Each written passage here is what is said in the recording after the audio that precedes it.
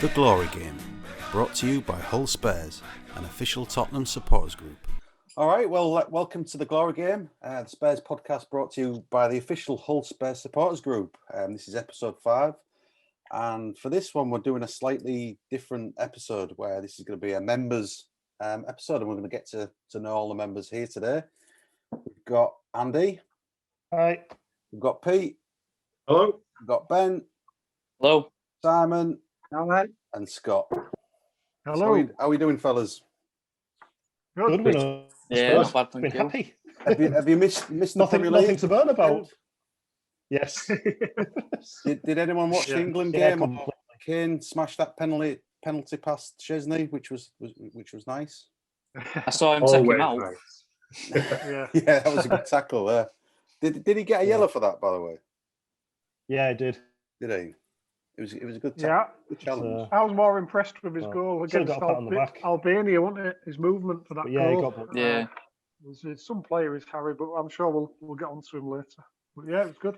Yeah, so this episode, as I say, it's going to be slightly different. Where we're going to be talking about the next game, which is Newcastle on Sunday, I think it is. It is. But we're also going to get to know our members a little bit more. There's going to be a series of questions to each member throughout the episode. We'll also talk about the up-and-coming game, a bit about Harry Kane. And yeah, let's just take it from there then, guys. So I think we're going to get to know Scott first of all. God. So let's get to know Scott a bit more. Dun. So the questions that we've been asking our regular guests, and obviously we're all committee members, we know each other, but to get to know us a little bit more. So first off, Scott, introduce yourself. Yeah, well, for those of you who don't know me, Scott Stone, and I've been involved in the group since the start. Since the Champions League final, we watched it in White Hart, but it was sort of mainly Liverpool fans, and there was a few Spurs fans, and I thought, I didn't really know any Spurs fans here. I think I spoke to Andy on the Yorkshire Spurs group, and so I started a group and went from there. So yeah, that's me, and that's how I'm in the group. Yep. So how long have you supported Spurs then? Well, God, I don't dare say it. I just had my 37th birthday.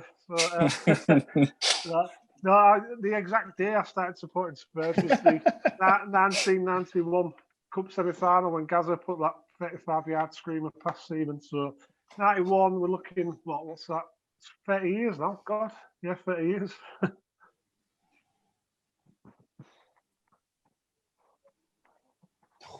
Baby. So why Spurs? Well, obviously, I know you've just mentioned about the free kick. Yeah, that's it. I mean, my dad was a Leeds fan, but he sort of left. He'd gone by then, so I had no sort of guidance really in terms of the team. And it was, in fact, I think that was one of the very first football games, if not the first I ever watched.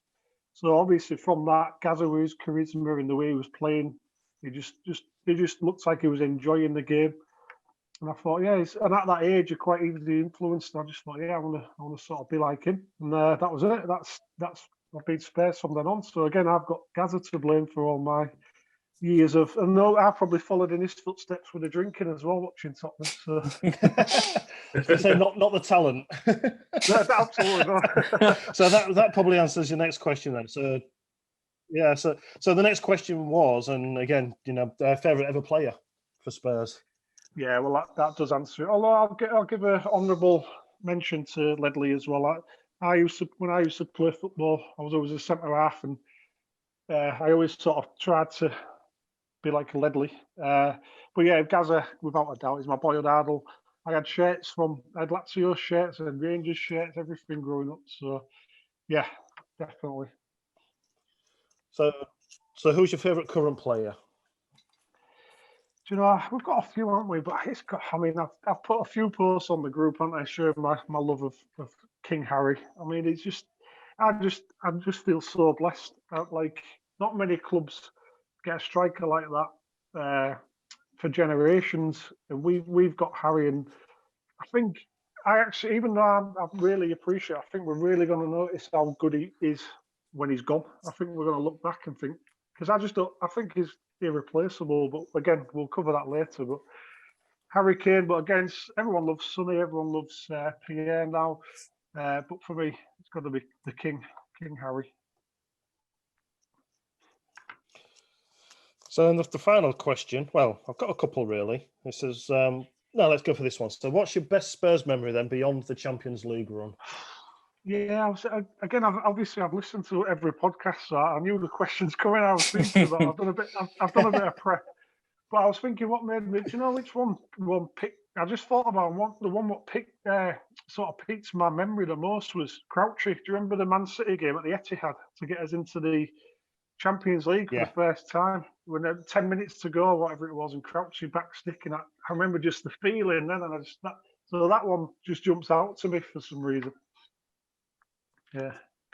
So just talking about retro kits like we were beforehand, as I always say, that's the Boy Scout kit with the yellow pea stains coming down on the shoulders. Yeah. Which one was that? The Crouchy Champions League. Yeah, the one right. I hate that shirt. Yeah. I think that goes down for me the worst Spurs shirt of all time. Hey, hang on, we're on about my memories here. sorry to piss on your memories. Well, they're pissed on the shirt, so you look like piss as well. So that's it. So that's well, the other question that I've added on, which none of you like gads know, is a little bit cheeky. But what's your role within the committee? Oh God, I don't know. I don't really. I just do a bit of everything, really. I'm not good at anything, but I do a bit of everything. I just sort of. I'm more of a sort of. I've got the contacts at the club, which we're opening up to now. I sort of organise our meetings and stuff and planning stuff. I'm mainly the organiser, but then Andy, you're probably more organised than I am. But yeah, so technically I'm the chairman, but yeah, I do sort of just interfere basically. Yep. Oh, thank you. Well, that was all right. I wasn't as bad as I thought. So we're penless. Are these going to get more harder as we go through the episode? Are they going to get more Jeremy Paxman like? Oh, really interrogate each member. So you taught me. So we're just going to move on to a little bit of latest news for Spurs.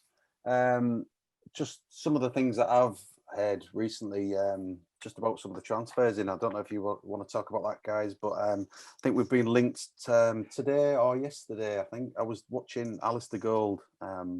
He did a video on YouTube. I don't know if anyone saw it. I don't know if anyone watches actually, but it's a great YouTube channel where he talks everything at Spurs. I think he's the official Spurs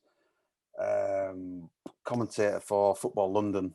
So I think he gets in the know and all this kind of stuff. Anyway, he mentioned that we've got a strong interest in 3 centre halves this summer, and that centre half will be the priority position that we're looking for.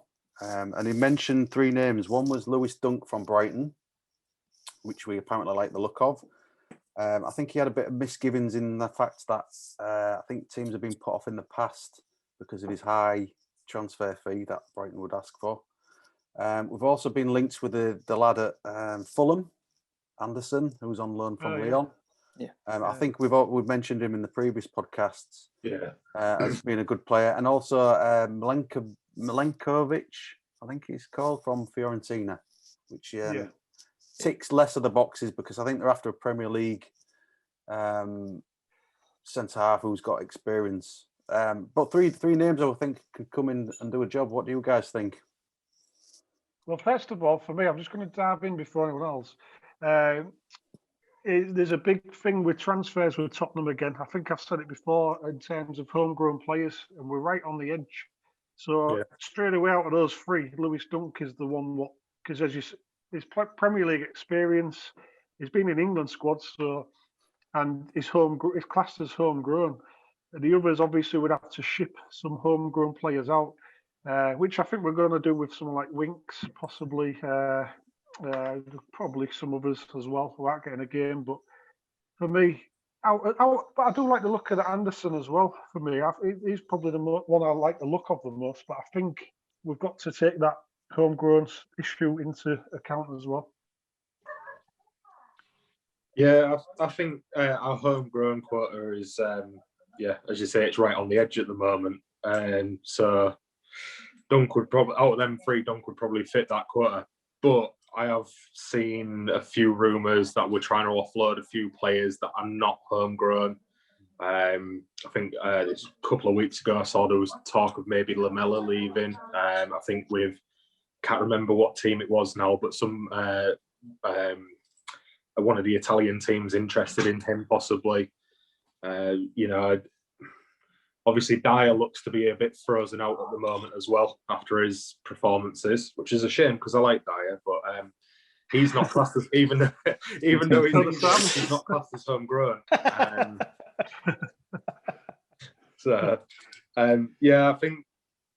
I think a lot of it. I think our transfer policy in the summer is going to be who can we get rid of, who can we bring in, and we're not going to be bringing in anybody until we've got rid of people. I don't think. That's usually our problem, though, isn't it?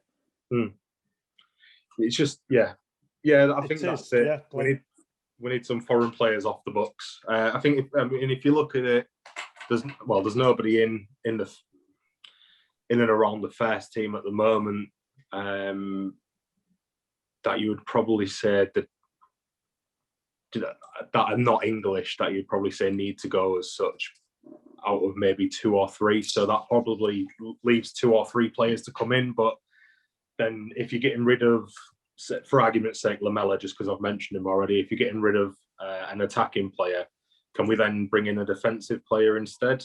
Or do we need to fill his slot in the team? I think possibly we should be okay with that, with maybe one player. But if we go for like two or three attacking players leave, we can't just go and fill the slots up with defensive players, because then we'll look worse than what we do at the moment. Do you think it's a little bit of a, not a red herring, but is it something that we shouldn't be looking at in terms of influencing who we bring in? Because for me, I would go for quality over someone potentially being knocked out of a Europa Cup place. So say someone like, I don't know, Sanchez had to forfeit his place because we brought in a top quality centre half. For me, I think you've got to look at bringing in the quality over the actual the foreign part of that problem.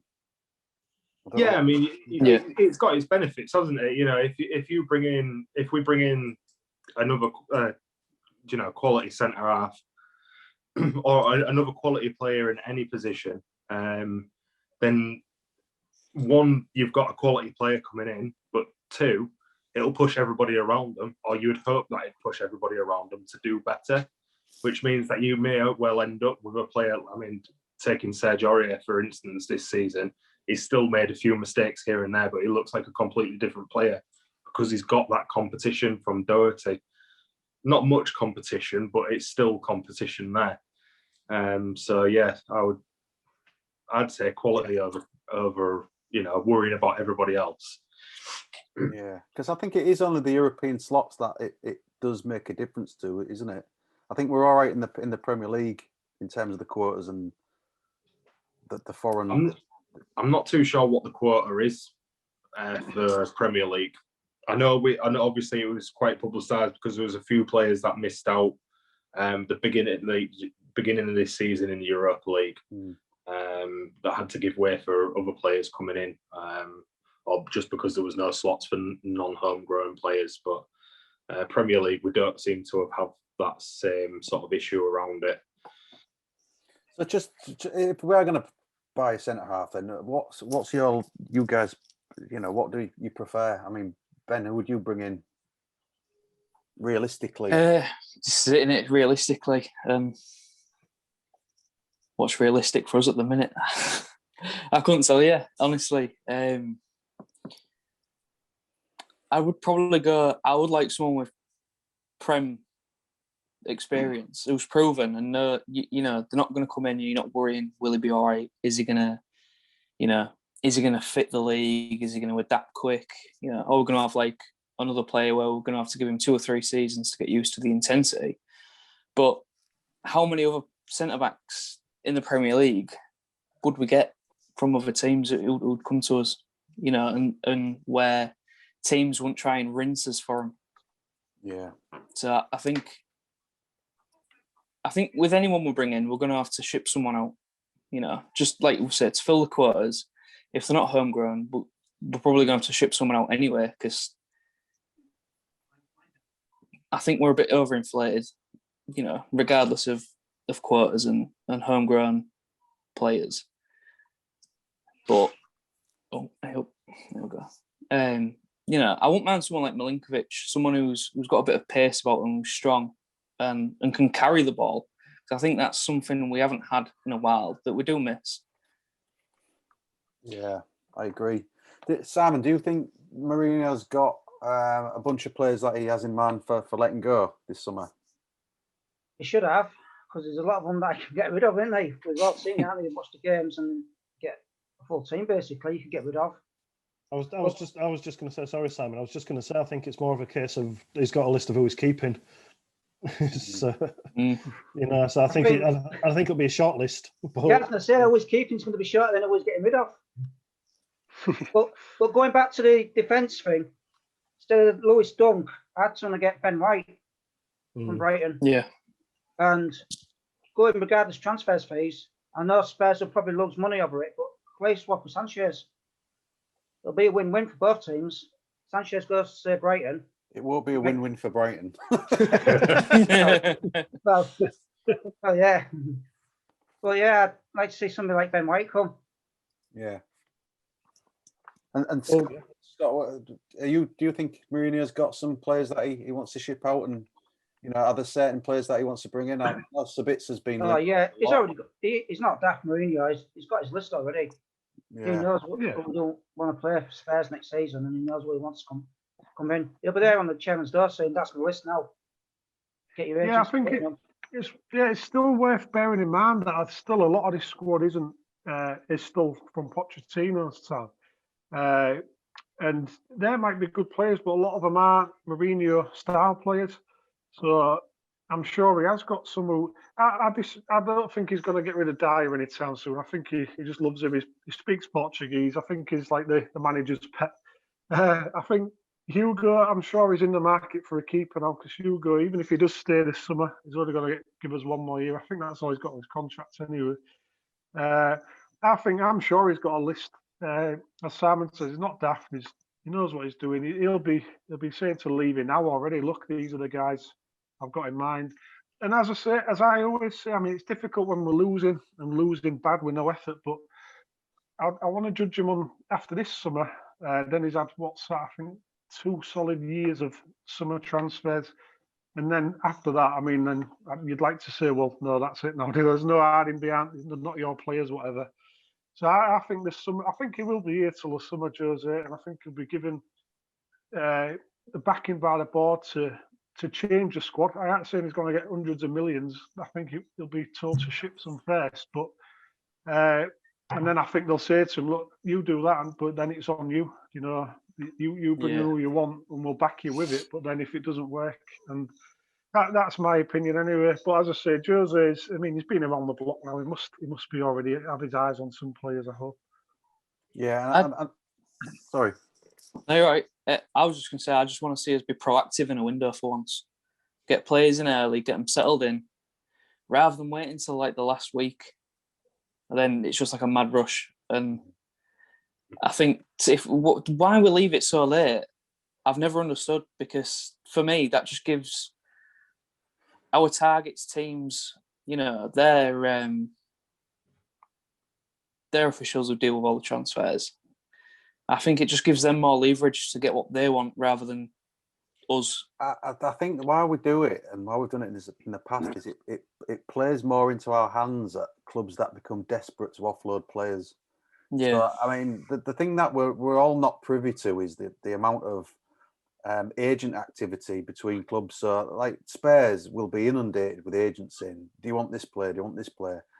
And it's maybe, again, a little bit of a red herring, because we got Van der Vaart in that type of deal. We've never really got another one like that as good last minute. And maybe that's where the board thinks they can get a really top class player for a lot cheaper than you would at the start of the window. So, to be fair, it's not paid off at all for us, because if you look at a couple of seasons ago, when right at the last minute we was potentially gonna buy Dybala, Coutinho in the same window, we didn't get any of them. Dybala is we're being linked with him again, but I think what happened with Dybala last time was his image rights were owned by a third party, which is illegal in the UK, or it's against FA rules or what have you. And with the Amazon documentary as well, that was a huge stumbling block in the negotiations. It's been sorted, so I don't know who owns the image rights now. I think they've been transferred back to Juve, so that's not a problem anymore. And it's looking likely that he might be one of the players that we signed this summer. Again, it might be like a couple of seasons ago where we was meant to be signing him, it didn't materialise. But have we signed Leandro Demel yet? I think it's on the books. He's on a medical. This season's the season, fellas. Still having that medical. So I think the only way we're going to get Dybala is if Ali leaves it. Do we all think the same? Yeah, pretty much. Yeah. And we'll be happy with that. I mean, there is a bit of an age difference between the two, but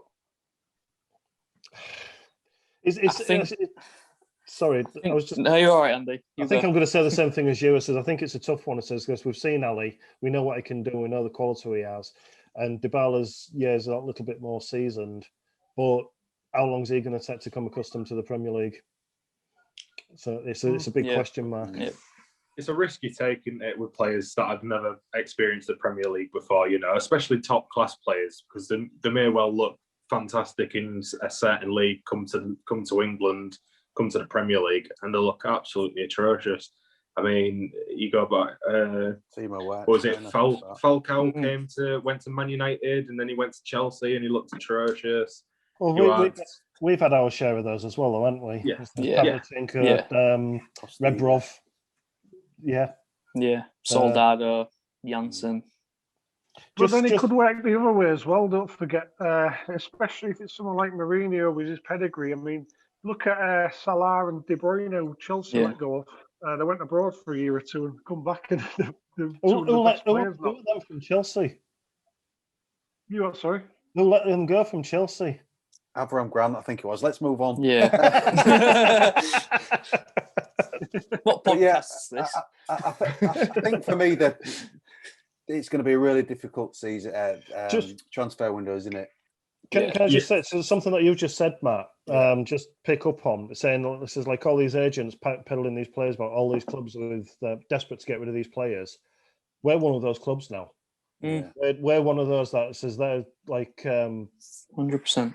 We've got quite a few players in there that should, their agents should be getting on the phone to other clubs saying that. And if we're waiting for people to go, it could be a long, hard summer for us, as I think it is for everybody. And we're not getting Mendes involved in it. Did I read somewhere that was on about Mendes? Because he's a friend of Mourinho's, apparently. So he might shift. I think we got him involved in the Doherty transfer, didn't we, as well? Yeah. I think it's going to be a tough one, but then I think every single Spurs fan is fingers crossed that we pull out a couple of signings that we didn't expect, a bit like Bale, a bit like when Reguilon was signed. None of us expected that, and it was class. Yeah. So I don't want to labour it too much because we'll move on in a second. But if we do sign Dybala, does that also mean that Bale goes? Because obviously it frees up a lot of the wages that we would pay for Bale. What do we quickly think about Bale? Simon, what do you think we should keep him on? Should go? Let him go. Save some money. I mean, he's not played as much as you want him to play. When you take somebody on loan, you want to use them as much as you can because they're not your players. So if they get injured, you're not really bothered. So I'd get rid of him. I mean, he's coming on well lately, but it's towards the back end of the season. We needed it at the beginning of the season. And like I've always said from day one, was he just brought in to sell football shirts, and t-shirts and merchandise. But Simon, if he comes on in the final and scores the winner, he's got that quality. He's got that quality to be able to come on and change a game. And I think the reason why we didn't see so much of it at the beginning of the season, when we were flying high and we needed to keep pushing, I think the reason why we didn't see it is because his confidence was shot from not playing in Madrid. He was unfit from not being played. He was injured as well, I think, when we signed him, which is quite ironic because we sold him to him when he was injured. But, I think there was a number of factors with the Bale transfer where we've not seen the best of him until recently because of all these different things. I think I'd give him another season. If there was a loan offer from Madrid for another season, similar to what we have this season with a wage structure and everything like that, I think, why not? I think there is as well. I think we've got the option for that second year. Yeah. It's looking likely. I would keep him, I agree with it. The problem I think he's got at the minute is when he had that interview start of the international window, and he only said what everybody knows, but a lot of Spurs fans turned on him, saying that it says, well, as far as I'm concerned, basically he said, as far as I'm concerned, at the end of the season, I'm going back to Madrid.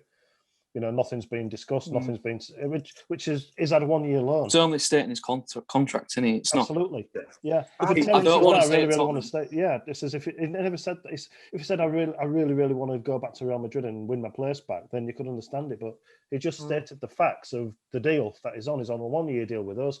Nothing's been discussed as far as he knows. Says he's going back to Madrid, and so be it. I mean. Even if he did want to go back to Madrid and fight for his place, and he didn't want to play for Spurs next season, fair play to the fella. I mean, look what he's done with him. Yeah, you can't blame him, can you? I don't get where... really clever. Yeah, I think he's been really clever, and his agent has said, "Look, don't put anything out to the press that Madrid might pounce upon because they owe you 15 million quid next season." Yeah, you've got. He's always wanted that contract fulfilling. He's just toying the line. He's just saying, Madrid, you can't fucking get rid of me that easy. Yeah, I'll quite happily stay at Spurs, but there's no way you get rid of me that easy. And fair play to him. I don't think he said anything. Is a bit like Madrid's Danny Rose, isn't he? At the minute, I was just going to say that it's just like Danny Rose. Yeah. But I think with Bale, it's very, very well founded. It's not unfounded. His feelings towards Madrid. He's been shocking by the fans. He's been shocking by the managers. What he's achieved. He's achieved more at Madrid than Zidane did, right? And he's still not rated by him. I can completely understand why he wants that money out of them. He signed a contract and he wants it fulfilled, and I can understand it. Do you not think that a bit of that negativity's come across with him though, in terms of what the press are, the narrative of what the press is trying to the fact that he didn't play for so long, and a lot of the pundits said, "Well, why won't Mourinho play him?" Every Spurs fan knew he was injured, he wasn't fit, he had to work hard to get into the team like every other Mourinho player. But it seemed like the media didn't pick up on that. It was like, there's a problem with Bale. It's the same with any decent foot. The media in this country just likes to destroy top players. It doesn't matter who they are. Especially if they play for us. I'm saying, look at the media over the last 2 weeks when Kane's been on England duty. Every day is signing for Man City, and even Sam What's-His-Face on RTV the other day when he said, "Oh, Sterling, Foden, and Kane linking up. Oh, I wonder if it's the last time we'll see it." There's some it's proper the media hard on, shocking. For Kane going. Anyway, so we'll talk about Kane a little bit further in the episode. So we're going to get to know Andy now. Again, another one of our members, so we'll get to know Andy. Shall I ask myself the question? No, go on. Who's doing it? No, I'm doing it. I just wanted to make it sweat for a little bit, Andy. It's shiny enough, mate. I tell you. Yeah, I've got a question about that. Oh God. So obviously, I think we've established your name's Andy, but obviously for the group, name and age. Yeah. So I'm Andy. 47 years old. And you're going backwards. You start counting down when you get to 50, don't you, Andy? I hope so. And how long have you supported Spurs for? Since 1978. 1978. Oh, you've seen some things then. Yeah. Well, yeah, that's it. It says it was I mean, we'll come on to it, but it says that shirt says one of my first memories was seeing Ozzy Ardiles and Ricky Villa stood outside the at White Hart Lane with Keith Beckinshaw. And I just remember that photo so vividly. So, yeah. So, well, that might play into the next question then, which is why Spurs? What made you pick Spurs? Oh, it says funny story, really. It says my auntie used to live in Islington when I was a wee nipper. And we'd gone down to stay with her. And I went down, there was a little park outside her flat. So I went down there and there was a group of kids. And I started, playing with them like you do when you're 3, 4, 5-year-old. When you couldn't. I was going to say 37 then. One of them was a Spurs fan, and the others were Arsenal fans, and they were picking on that Spurs had been relegated, and going on about that. And I said, "Well, I'll be a Spurs fan as well then." And that was that.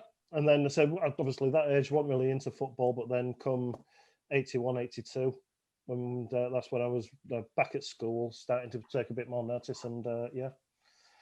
So yeah, from there. Regretted it ever since.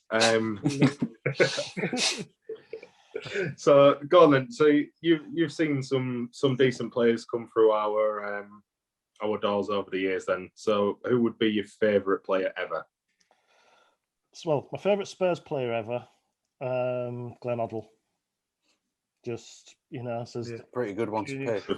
Good solid choice that. Glenn Hoddle. Again, I remember the Jasper Carrot joke. It says on the back of the newspaper, it said Glenn Hoddle finds God. It says it must have been a hell of a pass. It's Glenn Hoddle. This is never been a question about that. Like you say, sorry. Did you like his music career? I've got his record. I've got Gaz's actually. Yeah. I've actually got Diamond Lights in there, so I did actually buy it. I was that sad.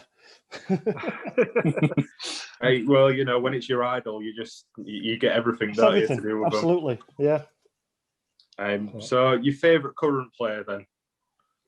Obviously, we've already had a Harry Kane, so I don't know if you just want to follow everybody else. Or...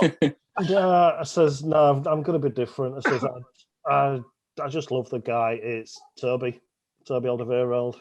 The guy he's just cool. He's class. Yeah, I say he's getting on a bit. He's still a hell of a lot younger than I am, but I just love Toby. Yeah, I'm with you there. I think he's a class player. Seems like a really decent bloke as well. So yeah, I can go with that one. So best Spurs memory not in the Champions League run. So taking out of the equation the Man City game, the Ajax game. If the final's one of your favourite ones, then I don't know what to say about that. But well, one of my favourite memories was I was allowed to stay up and watch the UEFA Cup replay the second leg in 1984. Tony Parks saving the penalty. I was allowed to stay up after really late, watch it. So again, it says I think I was 11, so way past my bedtime. But yeah, I remember that seeing Tony Parks. Yeah, right. That would be it for me. And then you threw in a bit of an extra question for Scott as well. So yeah. So we're gonna have to find out what you do within the committee. What's your role? What do you do for everybody? It says, well, I'm the treasurer. It says I'm in charge of the pennies. Liaising with Pete and Scott. Making sure that when we're going to be open up for memberships, that everything runs smoothly and keeping the accounts and all the boring stuff. But yeah, it says I'm in charge of the money. Basically, I'm the treasurer.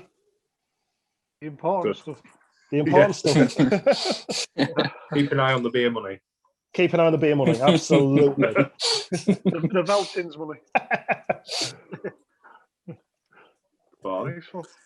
So we got to know Andy. So we're going to move on now. We've got a game at the weekend against Newcastle. They're in kind of really dire straits, really. I've seen a few things. I've got a couple of Newcastle fan mates actually who say that they're just resigned to going down. But as I said to him, Dr. Tottenham will make sure that they feel a little bit better by the weekend, I can imagine.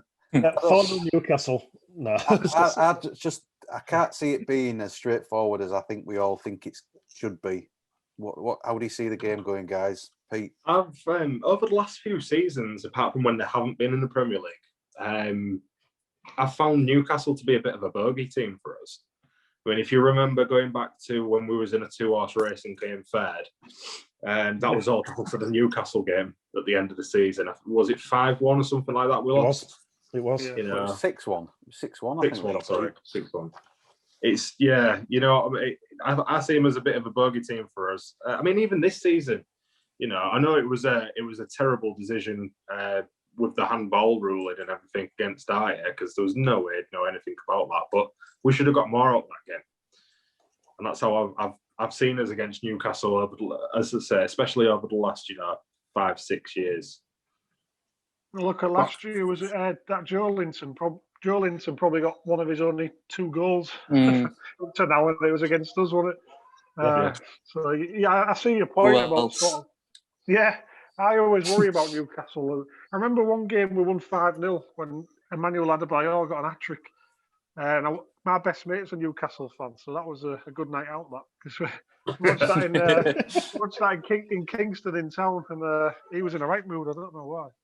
But I'm like you. I'm the same as you, Matt. I think Spurs, we don't like to make things easy. I mean, 3-0 up against West Ham, I'm sure we'll find a way. We can't have the fans relaxed. I mean, what can we do to wind the fans up? There's not been many games like that this season where you actually you quite enjoy watching the game. It's always tense, isn't it? I think the Burnley game was the last game. I thought was it Palace or Burnley? Yeah, Palace. I think Palace was. I was actually Marine. I mean, even in the first 20 minutes against Marine, I was a bit on edge. That shot that guy had from the halfway line almost was, They had a chance as well, if I remember, in that game. Didn't they have a chance quite early on? Yeah. No, that's the one I was saying. From I think it was it almost slipped over. It's Joe Hart was in goal. I think. Yeah, because he was laughing. I remember him. Joe Hart laughing. Hit the bar, didn't it? Yeah, I didn't enjoy that game, because I thought if we don't win by 4 or 5 at least, we're not going to look good anyway. So I couldn't even relax with that one. Yeah, to be fair, them games are. Yeah, I'm with you there. I'm absolutely with you there, because if you win the game, it's we just beat Marine, which we should be doing anyway. If you lose the game, it's like the most humiliating thing of all time. Like when we got beat by Colchester, and I'm still not. I was about to say I'm still not over Colchester. Even that last European game, we got absolutely battered. Yeah, we're not talking about that today. They're not enjoyable games, are they? Even if you win them, it's like, we should be winning them. It's the only thing I think coming into tomorrow's game, Sunday's game, is we've got a lot of players coming back from international duty that have played well, like Højbjerg scored for Denmark and got man of the match. Kane's come back, won 3 wins. I know he didn't play the first game. Ori has apparently won a couple of man of the matches for. Scored as well, I think. One of them. And he scored. He scored and assisted 2 in one game. So hopefully they'll come back in a bit of a good mood and bring that back with them. And obviously Sonny's back. He's been training full of smiles. So Reguilón's back as well. I just hope that this good mood that these players have been away and had comes back and passes through the squad. I think Newcastle have got some players back there. I think Wilson's back. Almiron's back. I think they've had a few injuries. I think that all 3 injuries are back. So you can guarantee Wilson's going to score. Yeah. Am I right in saying though that we're still, as much as bad as it's been, we've won 4 of our last 5 Premier League games. It's only the Arsenal defeat. 6 out of 8. It's 6 out of 8. So we really, as bad as it seems, we are on a decent. Oh, that's right. Yeah, we was joint top of the form league with Man City after the last 6 games. So in theory, we are in good form, although it doesn't feel like it. Yeah. But I mean, joking aside, Newcastle, we should be too strong for me, on paper. But as you say, we don't. You don't. Yeah. Yeah, I think one of the things it's sorry, my mind's gone. That says with Newcastle, they're a very odd team. You know, it says fighting for their lives. Either they'll turn up and not, pass around. You've got all the stuff behind the scenes with Newcastle as much as you have with Spurs, with Steve Bruce not being happy apparently, and Mike Astley. You just don't know about Newcastle. They're just so. Potentially, they can pull a result out of the bag, can't they, every now and again? I think they beat Man City, didn't they? And yeah, did they beat Man United this season as well? I think. I think they've had a couple of strange results where they've beaten Liverpool. They might have drew with as well. I think they won 2-0 at West Ham as well, which is, when looking at it now, is a really good result. You're right. They have got it in them. Yeah. As you say, Dr. Tottenham will see you on Sunday. Well, that's what I'm worried about. It's the complacency, but maybe that European game did give us a bit of a kick up the arse. I mean, if the players are going to respond, then it's a brilliant game to respond on. I know we beat Villa, which was a brilliant result. Not a great performance, but a brilliant result. But I think that we can really kick on now. If we had something about this team, we've got an opportunity where we can really kick on and make the effort to get in that top four. I just can't see Chelsea dropping many points. Can you?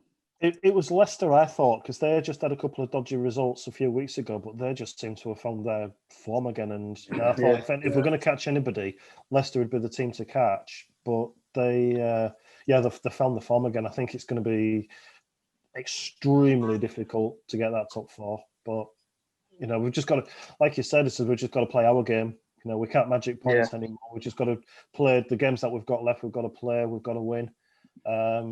See what happens. Hope that somebody does slip up, but we'll see. I can't say I've enjoyed the Europa this year though. No, the qualifiers really killed us, I think, this year. Yeah. Do you know what I'd say to that? I'd slightly flip it, because I think the qualifiers got us to a fitness that no other team in the Premier League was at that moment, and that's why we went top. I think because we was playing so many games consecutively, I think we became fitter than all the other teams. The problem was, as the season went on, because we still had them games, we then became too fatigued, and I think later on has killed us. I think it just comes around and bites you, doesn't it? Yeah. It's going back to the same old thing again. We always take the hard route with everything we do. It's never plain sailing for Spurs. That was the Woolwich Wanderers winning the FA Cup, though, wasn't it? Yeah. The bastards. Yeah. Right, so we're not going to talk about Arsenal or the Woolwich Wanderers. I'm not even dignify the team calling them Arsenal. You can beep that out in the editing. Yeah, I'm literally going to. Sorry, just before you go on, Matt, since we've brought them up, since it's going out everywhere, can we just pass our condolences to Arsenal Fan TV for the passing of Claude the other day. Raul Rizazide. It's sad. Yeah, he was one of the decent ones as well, wasn't he? He was all right. Yeah. He seemed all right. Yeah. So now we can move on. Right then, so we're going to get to know Simon as part of the getting to know the members. So I think, Scott, you're going to ask Simon the questions? No, I'm going to go back to Andy or Peter. They're the ones who do that. Yeah. So I'll go then. You can do the next one then, Pete. It says, come on then, Simon. It says, name and age. Tell everybody who you are. Name's Simon Winter, and I'm 49 years old. So I'm the oldest of the lot. So Andy was proper dissing you then when he said he was old. You're going to be running out of room on your birthday cake for candles soon, Si. So how long have you supported Spurs? Since 1990. Left school in 88. And I shouldn't really be saying this, but I've been brought up with Liverpool through and through. The auntie was Liverpool. She got the kits and everything. So I just went along with it. Oh, no. And I left school and found my ways. So I'll reword the next question then. So how can that's not a Liverpool flag in the background, is it, Si? No. That's Morocco's curtains. That's just as bad. Go on, Yeah. go on. No, I was just going to say, so I'll reword the next question then. So what made you change from the Stephen Scouse bin dippers to us? This is one of them questions where you're going to get a really stupid answer. The Hummel kit. No. So as soon as I saw that Hummel kit, that's when I fell in love with Spurs. Fashionista. Yeah. Yeah, you do like the kits, don't you, Si? Yeah. Yeah. I've got plenty of them. All retro kits as well. DH kit. Kits, I think every one of us has said, well, we're going to have a kit special, I think. I know we'll talk about things later. The problem I've got with kits is I've thrown loads of them away because you didn't think about collecting them in them days. Yeah, same. So you just bin them, they was out of date. So you just got rid of them. Yeah. Oh, you literally wore them till they fell off. Because back in the day, you just he was on field playing football with your mates. Yeah, larking out and stuff. Yeah. So who's your favourite Spurs player ever? Favourite player ever? The one I like the most in his time when I first started supporting Spurs was Vinny Samways. Nice. Oh, interesting. I know it'll shock you because everybody will go from anything from Gaza and all that, but there's something about Vinny Samways what I liked about him. Do you know, I was speaking to Vinny Samways a few months ago for my business. He's over in Malaga now, but I could try and get him on here if you want. Yeah, he used to have a bar in Gran Canaria, and I went to his bar, Samways bar, and his memorabilia stuff, and I was like, wow, I'm in my element here. Oh, that'd be great to get a Samways special. I'm going to try and reach out to him. That'd be class, wouldn't it? It really would. So, who's your favourite current player? Well, I am going for the obvious, because you'd all expect me to say Dyer. Sergio Aurier.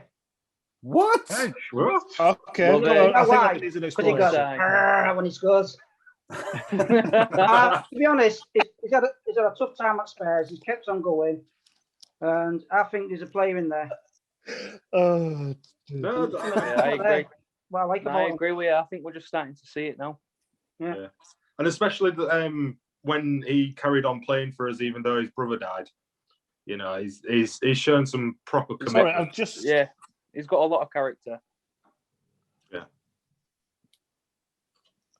So I've just found a question, and found a full question. List of questions in my Spurs quiz book on Vinny Samways. Wow. So let's pick. Don't ask any of them, Andy, because we don't want Simon taking all the points. If he gets any of them, I'll be surprised. Yeah. True or here we go then. True or false? Vinny won a full international cap for England during his playing days. No, I think that might be true. That'd be false. False. I say he might have just got one. I'm trying to find the answers now. This is the thing with this book. There's never straightforward. You should have just Googled it. Finding the answer take longer than finding the question. I know it's ridiculous, isn't it? So we'll move on then. So obviously you've done your first. So what's your best Spurs memory beyond the Champions League run? And I'm only doing that so I can find the answer. Right, the first memory was the first game that I went to, and that was, I know we weren't going to mention it because we just mentioned them, Arsenal and Spurs in the Charity Shield, and it's probably the best memory I had. I was at the front row at Wembley. You couldn't see not because of the advertising boards, but at the end of the game, Gaza was walking down, talking to Paul Davis right in front of me, and I was like, Gaza's in front of me, and I was like, what do you do? Shout at him, and he's like, turn around and he gives the old cheeky wink. And I was like in my element, I was like, there's Gaza. And I was expecting somebody like big and massive, you know, like a big star. But it's not like a real midget. It's not very big. and it was like the Spurs. That was like the first Spurs game I went to as well. And just to see Gaza in front of me, it was like, made it worthwhile. Because the game was actually dire as well. If you want to know, it was 0-0. The first game was 0-0. So, in answer to the Vinny Samways question, it says he never won a full international cap, but he did play for England at under 21 level. All right. So I was right then. Yeah. So yeah, just tell us. It says obviously you're part of the committee, so tell us your role and your involvement in the committee. At the moment, I'm in the merchandise business. For those who are watching on Facebook, not Facebook, YouTube, everybody's got a beer in the hand, and some you'll need a beer mat. The official supporters. Oh, look at that seamless. Plug. Yeah. Mine's upstairs. And apart from doing the merchandise, and we can get down to the grounds. I'll be looking running coach trips and whatever, a minibus trip, or if we all go down by train, something. Oh, that'd be amazing. Have you guys ever done that before then? No. We had a night. That was a group, no. Yeah, says we had everything planned, didn't we? We says I think Simon Scott were we were going to go through to. It was a Leicester game. Leeds for an. No, it was Everton, wasn't it? And then we did start. We did start talking about the getting down for a game, but unfortunately the pandemic struck, and that put paid to that. So yeah, hopefully next season. Yeah. Right. So we got to know Simon. So yeah, that's Simon. So, back. Right. Okay. So we're doing members' questions now. Then we throw Instagram, Twitter, on Instagram, Twitter, Facebook. I think we've got a few back this episode. So let's talk about the members' questions. The social media questions. Dun, dun, dun. So who's got them? It says who's doing them. So we have one on Twitter from Mark Stern, and he wants to know if we think Mourinho has took the flair out of Spurs. Yes. Easy. Yeah. It's a tricky one, isn't it? You think that, but then when you really drill down into it, I loved Poch, obviously. I always have to justify what I'm about to say with that because people just go, you didn't like Poch. Yeah. Well, I loved him. Well, it's so easy to forget the last year with Poch. There was no flair then. He was getting hammered by Brighton. Yeah. The players were fighting on the training ground, apparently, people wanting out. So Mourinho came in and we was playing with flair. We was beating Man U away 6-1, was looking good. So you can't just say Mourinho's taken the flair. Don't get me wrong, we have had some games with Mourinho and I've been sitting there going, come on, what are we doing here? But when we've been accused of sitting back and stuff, the Arsenal game, for example, when we was 1-0 up and we started so-called sitting back, there was some camera footage what wasn't shown on the TV, but it was on João Sacramento and Jose, and they're willing the team to get forward. Come on, get up, get into that.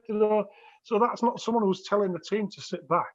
So I do, in a way, I agree. We are playing with flair, but I also don't think it's all down to Jose, if you see what I mean.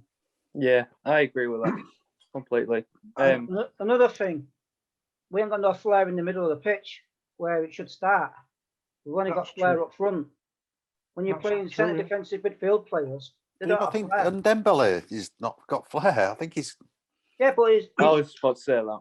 He's more of a centre attacking midfielder, isn't he? But he's playing him in that middle with Højbjerg, though, isn't he? Mm. Yeah, but he's not one of them he's not one like damn low midfield player, is he? Well, I think when they play together, we do look better, don't we? It's when he starts playing with Pierre and Sissoko or wings, like the two holding defenders, quite often against your sort of lower table teams. That's when you're looking and thinking, well, I'm sure we could sacrifice one of those guys. Stick in Ndombele and possibly Gio if he's fit, or Dele or someone like that. Even Lucas now playing in the 10 position. So you do question that sort of thing. But he must have his reasons somehow. I think it's a lot to do with trust with Mourinho. It looks, which is why I don't understand why he keeps sending Sissoko on or picking Sissoko to start. But a lot of he trusts players, and if he doesn't trust you, he ain't going to pick you, or he'll only pick you if he desperately has to. If we've got injuries, or he'll put you on if somebody gets injured, or we need to change the game plan a little bit, or sit back in a bit more of a defensive. But yeah, I don't think he's sucked the flair out of us. I think the players have done that. Yeah. Do you know what? Do you know what I think it is? I don't think it's flair. I think it's the thing that Pochettino gave us was that energy and that drive and that press and that rapid pace of turnaround. I think we've lost that. But I think that we've lost that because of the players. The players have got older. They didn't do it under Pochettino, as you rightly said, Scott. I was just going to say, says the biggest thing for me, says I don't think flair. I don't think it's such an easy word to use, but I think what we've lost, and we've lost got flair in abundance. We've got Mora, Lamella, we've got Ndombele. I think we've lost speed. Yeah. Yes. You know, I think that's one of the biggest things that we've lost. And again, maybe it's the aging players, but like going back, God, sorry, I'm going into our man mode, but the push and run side of the 60s, you know, I wasn't alive, thank God, but there's you know, watched them on videos and on YouTube and everything. It was push and run, you know, and we just don't do that. You know, even the team of the 80s, you know, the early 80s when we were knocking on the door that says, yeah, we won a couple of FA Cups, and that we were knocking on the door. The team of the late 80s, the Terry Venom, you know, starting. We just had this passion and speed. It was a push and run style, and I think that's what we've lost. And is it the aging player? Quite possibly. I don't know, but we've also got a lot of youth there. Where I mean, going on to Delhi, I know we're not picking out players and everything, but he's what, 24, and if he hasn't got the energy or anything to be able to do that, then I don't know who has. But I don't think it's flair that we've lost. I think it's speed. You know, it says when we was the best under Poch is when we were fast. Yeah. You know, it was bang, bang, bang, bang, goal, and it was, you know, it was relentless. And do you know why I think that's the case as well? Because I think there's a shelf life in that. Getting players to do that and buying into that, I think it has a 2 or 3 year shelf life. And you're seeing it at Liverpool now. They're not the pressing team there was 2 or 3 seasons ago. And I think it's a natural thing that you can only push the players so far to put that 120% in before they then start going, do you know what? I'm fucking knackered. We've said this numerous times over the last few podcasts, is we keep players far too long. Yeah.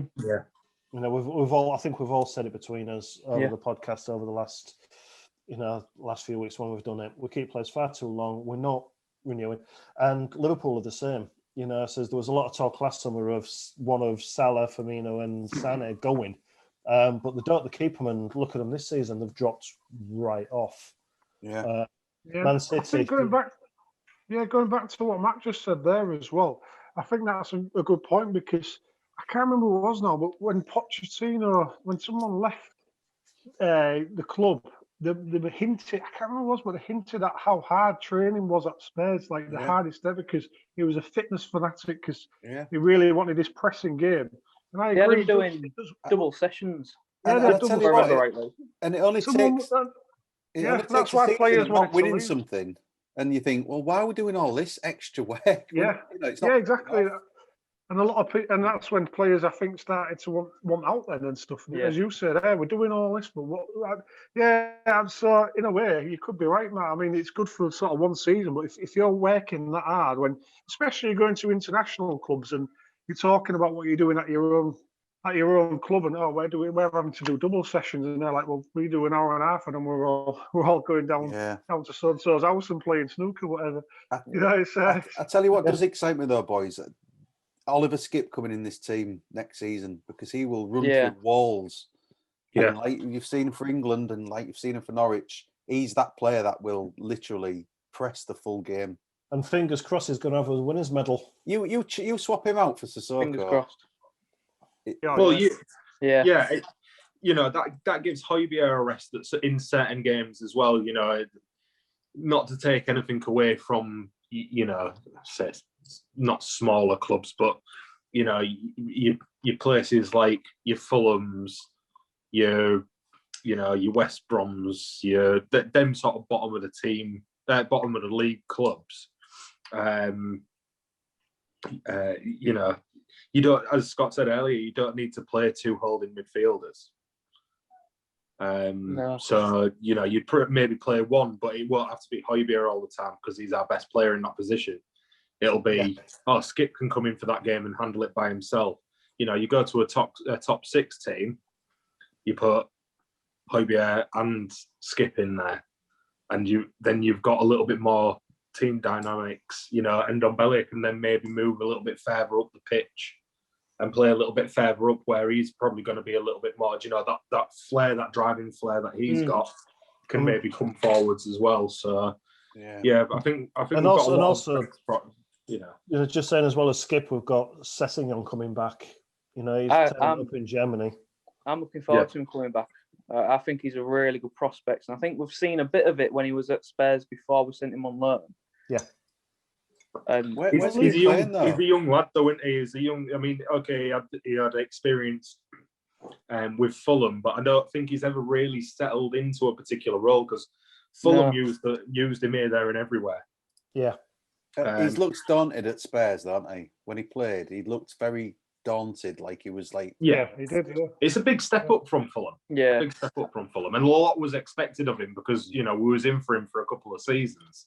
There was a lot of hype around him as well. Yeah, price tag.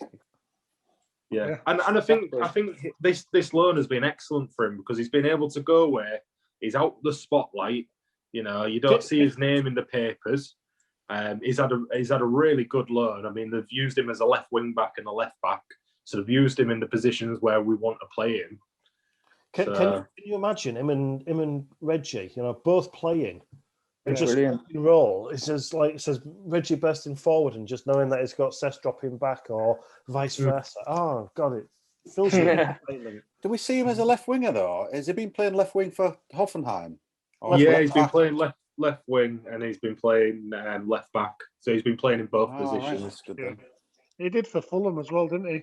As Andy says, going back to sort of those Danny Rose, Kyle Walker, Gareth Bale and Aaron Lennon days, on the flanks you just had so much pace. Yeah. Defenders are getting pulled out of position. They're scared. And as you say, that excites me for next season. Yeah, as Andy said then, I've Reggie a left back possibly bombing down the wing, but if he's out of position, you've got Sessegnon who can sit back and cover. Those two could be if we can keep Reggie, that is, those two could be our two for years up there. I mean, you could just see straight away, like the 6 of us. I know Simon's just dropped off, but we're all smiling there. We've all got that little glint in our eyes. Mm-hmm. It says, and one of us has mentioned Ben Davies. But not one mentioned Ben Davies. Says we've got that excitement for that side of the pitch. So I'm looking forward to those kids coming back and hopefully giving us that youthful exuberance. And funnily enough, Andy, just going back to what we were saying about our homegrown quarter earlier, Ben Davies is not homegrown because where he was it Cardiff or no, it's Swansea, wasn't it? Swansea wasn't part of the English FA when he come through their academy, so it changed after he come through them. So he could be one to leave, and then we've got Sessegnon, which is a homegrown player coming in his place. So that leaves another position open somewhere else. It's a bit of a problem. Dyer's not homegrown either, is he? No. So there's 2 spaces we've got. Okay, so next question then.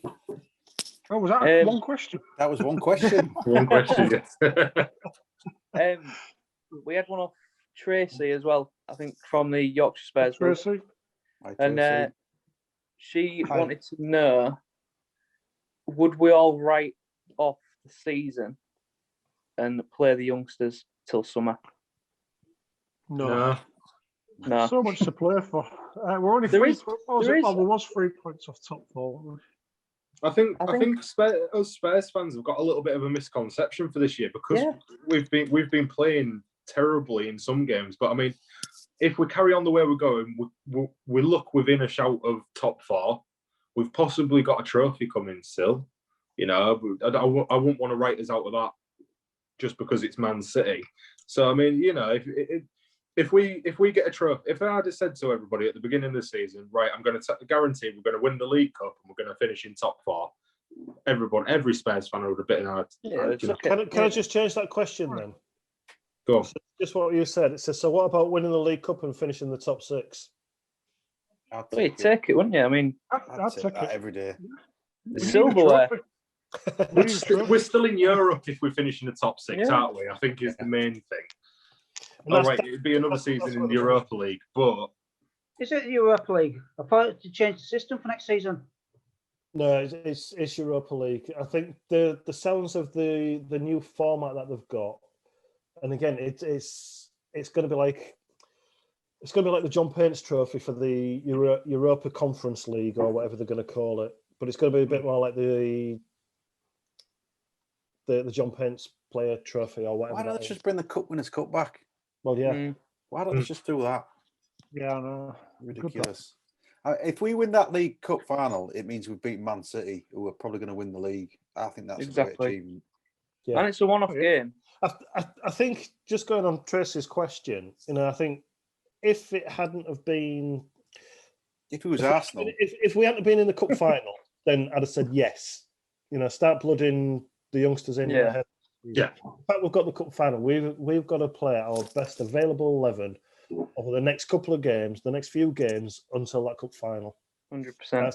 And then... But also on the flip side as well, though, we are still in the league to shout for top 4. Yeah, it's going to be difficult. Exactly. We're going to shout, yeah. If Mourinho just starts playing, as much as a fan so bloody youngsters, if suddenly he starts playing 5 or 6 youngsters when we're chasing the top 4, the fans will quickly turn on him that way, won't they? And go, well, what's he doing here? Why are you taking it seriously? Yeah. He has lost the plot. He's playing youngsters. Is that in Mourinho's makeup to give up on something and say, no, I'm gonna think of these players now who might play 5 years down the line. He's not even going to be probably in 5 years. Yeah. Not going to be a problem. Christmas. It's not going to happen. I sort of get where Tracy's going. Obviously, it'd be nice to see the youngsters being phased in, but I wouldn't just sort of write the season off as the way she's already. The other side of it could be so detrimental to their progress that they could play and get absolutely hammered by Sheffield United or West Brom and destroy their confidence, thinking, I'm not good enough for this, and then all these great promising youngsters that we've got, instead of dripping them in where we are now, giving them the experience, it could be detrimental to their progress. It kind of depends on how Tracy means, though, because if it's Rodon and Tanganga, then I would play. I would incorporate them. Yeah, I would as well. Definitely. Absolutely. Yeah. Yeah, I'd like to see them play a little bit more. Maybe not in a final. Although, I don't know. It depends if they're playing well. Yeah, I probably give Rodon a shot. I feel so safe when him and Toby are at the back together. Yeah. But also as well, Jaffet Tanganga, he's played against Liverpool when he was flying. He played against the Man City game we won 2-0. So he's used to these big games as well. So I wouldn't have any doubts about him playing in the Cup final either. Does the only thing he looked a bit dodgy though against Villa, like position-wise? Yeah, the only thing I think Tanganga needs to work on is his positioning at right back because he's used to playing centre back. You see him drift to the middle of back the pitch in the middle, yeah. Where I'll tell you what, mate, that's it. That saved us a goal against Villa though when he came flying. When Sissoko didn't even bother. That's the passion, isn't it? That's the passion there. Yeah. So sometimes you need just that run through brick walls passion to get that desperate last block in. Yeah. Well, did you see Sissoko's attempt? He just flicked a foot out, man. Like he needs to go. That guy needs to go. Happy thoughts, boys. Happy thoughts. Happy thoughts. Sorry. This was supposed to be a nice, uplifting episode. Yeah, let's not get on to our bad players. So that was. I was just going to throw in a quick question in there. So since we've got the League Cup coming up, quiz book. Come on. Can you name the 2 French players that played in the 2008 final? Malbranc. Oh no, he was Belgian, wasn't he? Yeah, it's French. Was he French? What, in the final? In the final for us. Yeah, for us. But Dalmat, I was out of bounds before that, wasn't he? Actually, he was miles before. 2008. French. Canute was gone, wasn't he? Oh yeah. He was Mali as well, wasn't he? Yeah, he was. Robbie Keane. It was his boyhood club was France. Well, you've got one of them anyway. It's Malbranque right? I thought it was Yeah, Belgium. well, no, Malbranque's right. Yeah. Who's the other? Any more guesses? Dead air. Take him 10 minutes to find the answer now. No, I've already got it. I've already done it. So clever this time. Pascal Chimbonda. Oh, Yeah. I now liked we Jim know Bonda. I thought he was good. He was good right back, Jim Bonda. And keep those questions up, because don't forget in a few weeks, well, in a month's time, we are going to be doing a cup final podcast special. So it's going to be all about the cup final. It's going to be all about previous cup finals. So that again, we're going to do it before the game. No, we're going to do it before the. I think there's we played. I can't remember what year it was, but I'm sure we played Man City in the final, didn't we? 1980. 81. Yeah. 81. 81 FA Cup. Oh, was that FA? And we won. Yeah. So 1-1 and then 3-2 after extra time on the Thursday night. Then it's that Ricky Villa goal. Yeah, that is. Yeah. It's mad that the 81 and the 82, both the finals we won was both based on replays. Because we beat QPR the year after. QPR on the replay the year after. You're forgetting that we don't make life easy. We never have. Well, that's when Andy started losing his hair, I think. No, that's when he had Joe. Was it? Yeah. Right, so we got another question there, Ben. No, that was it.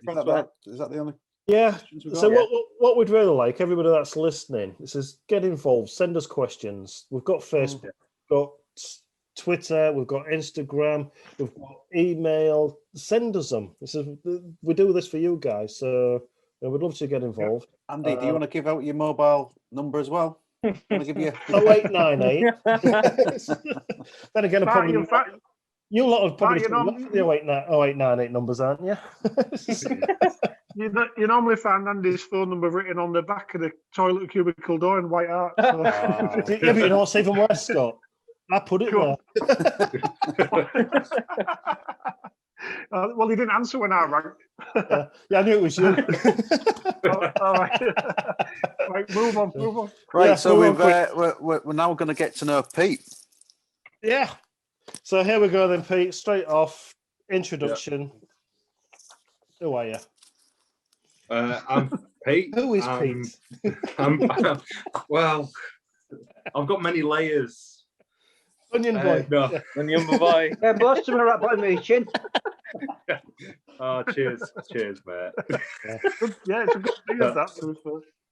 I'm Pete, and I'm 31. So I'm a youngster compared to our previous question answers. So how long have you supported Spurs? I've been a Spurs supporter all my life, but Spurs has been my team all my life. I've never known any other team, but seriously supporting Spurs from like my early 20s. So following on questions, so why Spurs? Just through family. So my dad's side of the family are all Spurs fans. My granddad on my dad's side, I think, started it all. Found out an interesting story of how we became Spurs fans in our family. So my granddad, he grew up around Chelsea. So he should have been a Chelsea fan, but he went down to Chelsea's training ground one day to watch a team train down there, and it was Spurs. He liked the looks of them, and Spurs ever since. So yeah, it sort of come down the family, which I only found that out recently as well, which I thought was quite an interesting story. I didn't know that until then. So that's great. Yeah, that's a lovely story. So, who's your favourite Spurs player ever? Favorite Spurs player ever, David Ginola. Yes. Is that what you're modelling your hair on? Yeah, well, because we're worth it. I mean, what I was actually basing my it's the look I'm going for. I haven't quite got the the French flair that French accent, it just makes life easier with the ladies. Pete, try the accent then. Let's see how good it is. It's not. Been practicing. I practice in the mirror every evening before bed. So, who's your favourite current player? Favorite current player? It's a tricky one because we've got so many, and I don't want to say somebody that's already been there. I mean, Harry Kane's obviously up there as one of the all-time great Spurs players anyway. But I think Son's probably my favourite current player. Just watching the guy play football, he's always got a smile on his face. He's happy to be there. He's got so much talent and skill. The only thing is, I wish he'd scored more with his head and got himself into them positions a bit more. But left foot, right foot, he creates chances. Yeah, just a great all-round player. Yeah. So again, best Spurs memory beyond the Champions League. My best memory of Spurs probably it's not a good memory of Spurs, but it's my favourite memory of Spurs. Like, it's my first time at White Hart Lane. It was 2012, 2013, I think it was. We played West Ham in, I think it was the FA Cup, and we lost. But it's the first time I'd ever been to White Hart Lane. I'd seen Spurs a few times before that.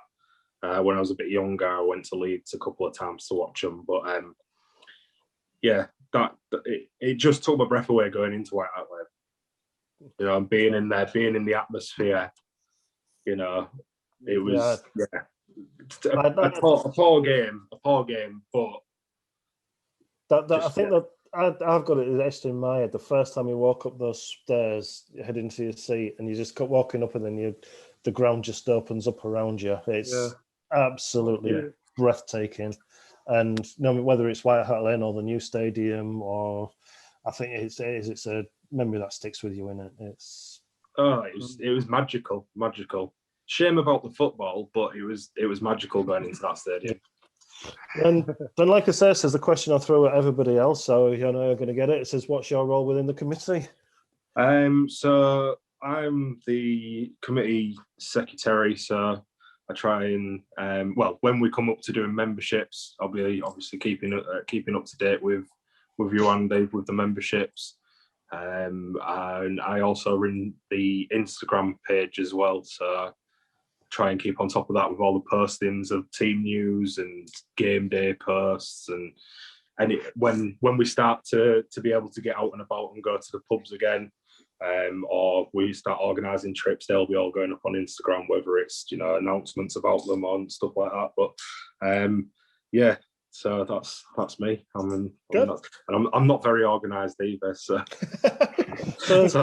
leave that all up to Andy. Between you lot, you'll put it all on me. Yeah, cheers, guys.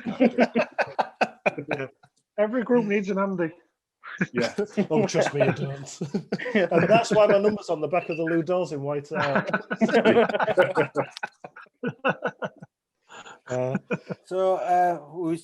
We're going to briefly mention about. I know we've all mentioned him throughout the episode. We're just going to briefly talk about Harry Kane and obviously the impact that he has upon Tottenham, England. The fact that he's in the papers every single day. The media seem to have, as we said earlier, some kind of hard on for him leaving Spurs. Why do you think that is? Why did everyone want to see Harry Kane at a different club other than Spurs? I think trophies, isn't it? Well, in all honesty, I think they can't stand seeing him do well. For us, would he get the stick he gets if he was at any other club? No, I'm with you there, Ben. I think that's the main thing.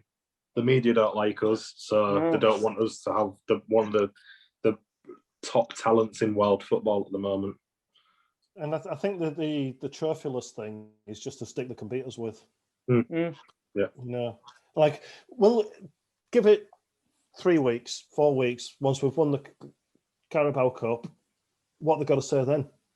Well, is it going to be a case of? Is it going to be? Well, it was only the Carabao Cup. Yeah, of course it will be. You know, So somebody put on one of the groups the other day. This is, or if it was on Twitter, but it was a really funny read. It says, "Does Harry Kane have to leave England to win trophies?" And I mean, the international team, not the country. Yeah.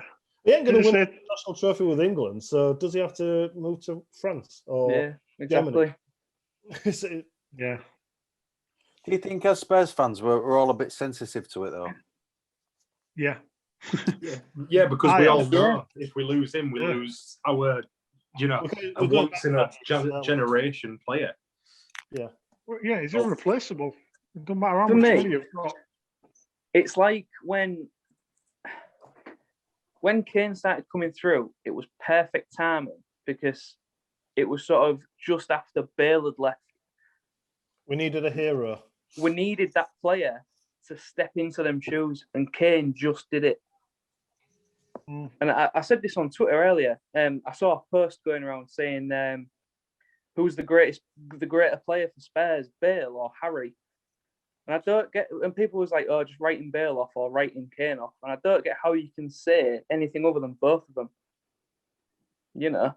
Because I think the thing is, you're absolutely right. You could take it even further. Says who's the better player for Spurs, Jimmy Greaves or Harry Kane? Exactly. It's incomparable. It says you can't. It says what Bale did for Spurs in his time before he left. He elevated us. Exactly. And Harry Kane has taken that mantle and moved us forward. Just passed the baton. Yeah. And unfortunately, so I mean, looking at it, Harry Kane stays with us. He retires at 32, and he's won the FA Cup, and we've won everything under him. There's going to be another player coming in, another saviour of White Hart Lane, and is going to carry us forward. There's going to be another player. And then after that, another player. Yeah. Here's one for you quickly. So there's a lot of talk with Harry Kane and how people saying he shouldn't have started the Champions League final and that sort of thing. Do you think if Mourinho was in charge, he would have started him or not? Yeah, I know it's only sort of point of view, but do you think Mourinho would have as well, or do you think it'd have been different? Or what do you think? Harry Kane was going to start that game no matter who was in charge. Yeah. Yeah, unfortunately, I agree. Anyone would have started him. Yeah. How can you not? How can you not? Yeah. Yeah, but how can you drop Lucas? So that was the argument. Why didn't you score a hat? Why not play them both? Yeah, you could play them both, couldn't you? That was my argument. Yeah. The problem is with all that, and we've talked about the rest of the team. It says somebody had to miss out. Yeah. And it's a question of where. Personally, I was just going to say, as person, I'd like to see Sissoko miss out or cut his arms off. Well, cut his legs off as well, so he didn't shoot. But I just waited for that. Yeah, no, it's somebody had to miss out on that game. Going back to podcast 1, Lucas over the past few games is living up to his £30 million price tag. Yeah, you're all laughing. He has become good. He's heard the podcast, Ben. Yeah, he's been inspired. He's at least gone up to 45 mil. To be fair, on this podcast, Ben's called Bale the Danny Rose of Madrid. So let's that seems to be very well. Let's see if it goes back and then reserves. So just back on Kane, then realistically, I can't see him going for the next couple of years. I think we're in a really strong position where we've got 3 years left on his contract. I wouldn't even be surprised if we've got a year option on that as well. Yeah, I can't see any team coming in. I can't see a team shelling out for him. Nobody's going to be able to afford it. My concern is Man City now. Now Aguero's going, and it looks like Haaland's going to Spain. So Man City are in the market for a world class, and normally they've got as much money as they need. Kane wants to beat Alan Shearer's record. That's my only worry is the Man City one. They're bad without a striker though, are they? Pep's come out today and said that they're not signing a striker. They can't afford one, which is funny for Man City. But they're saying they're not going to sign a striker. But do you believe that? He's not going to. Well, yeah, you got to take it with a pinch of salt. Yeah. I think Levy might do a bit of a, and I've commented on this on a couple of different posts. I think Levy might do what is similar sort of thing to he did with Modric. I think next season Kane will be our captain. I think there will be a little bit of a sweetener for him with a promise that if we're crap and we're not doing anything, he can go next summer. Yeah, it'll be give us 1 more year. Give us one more year. But do you know what? The other thing is as well, he might not even want to leave. He's got 3 kids.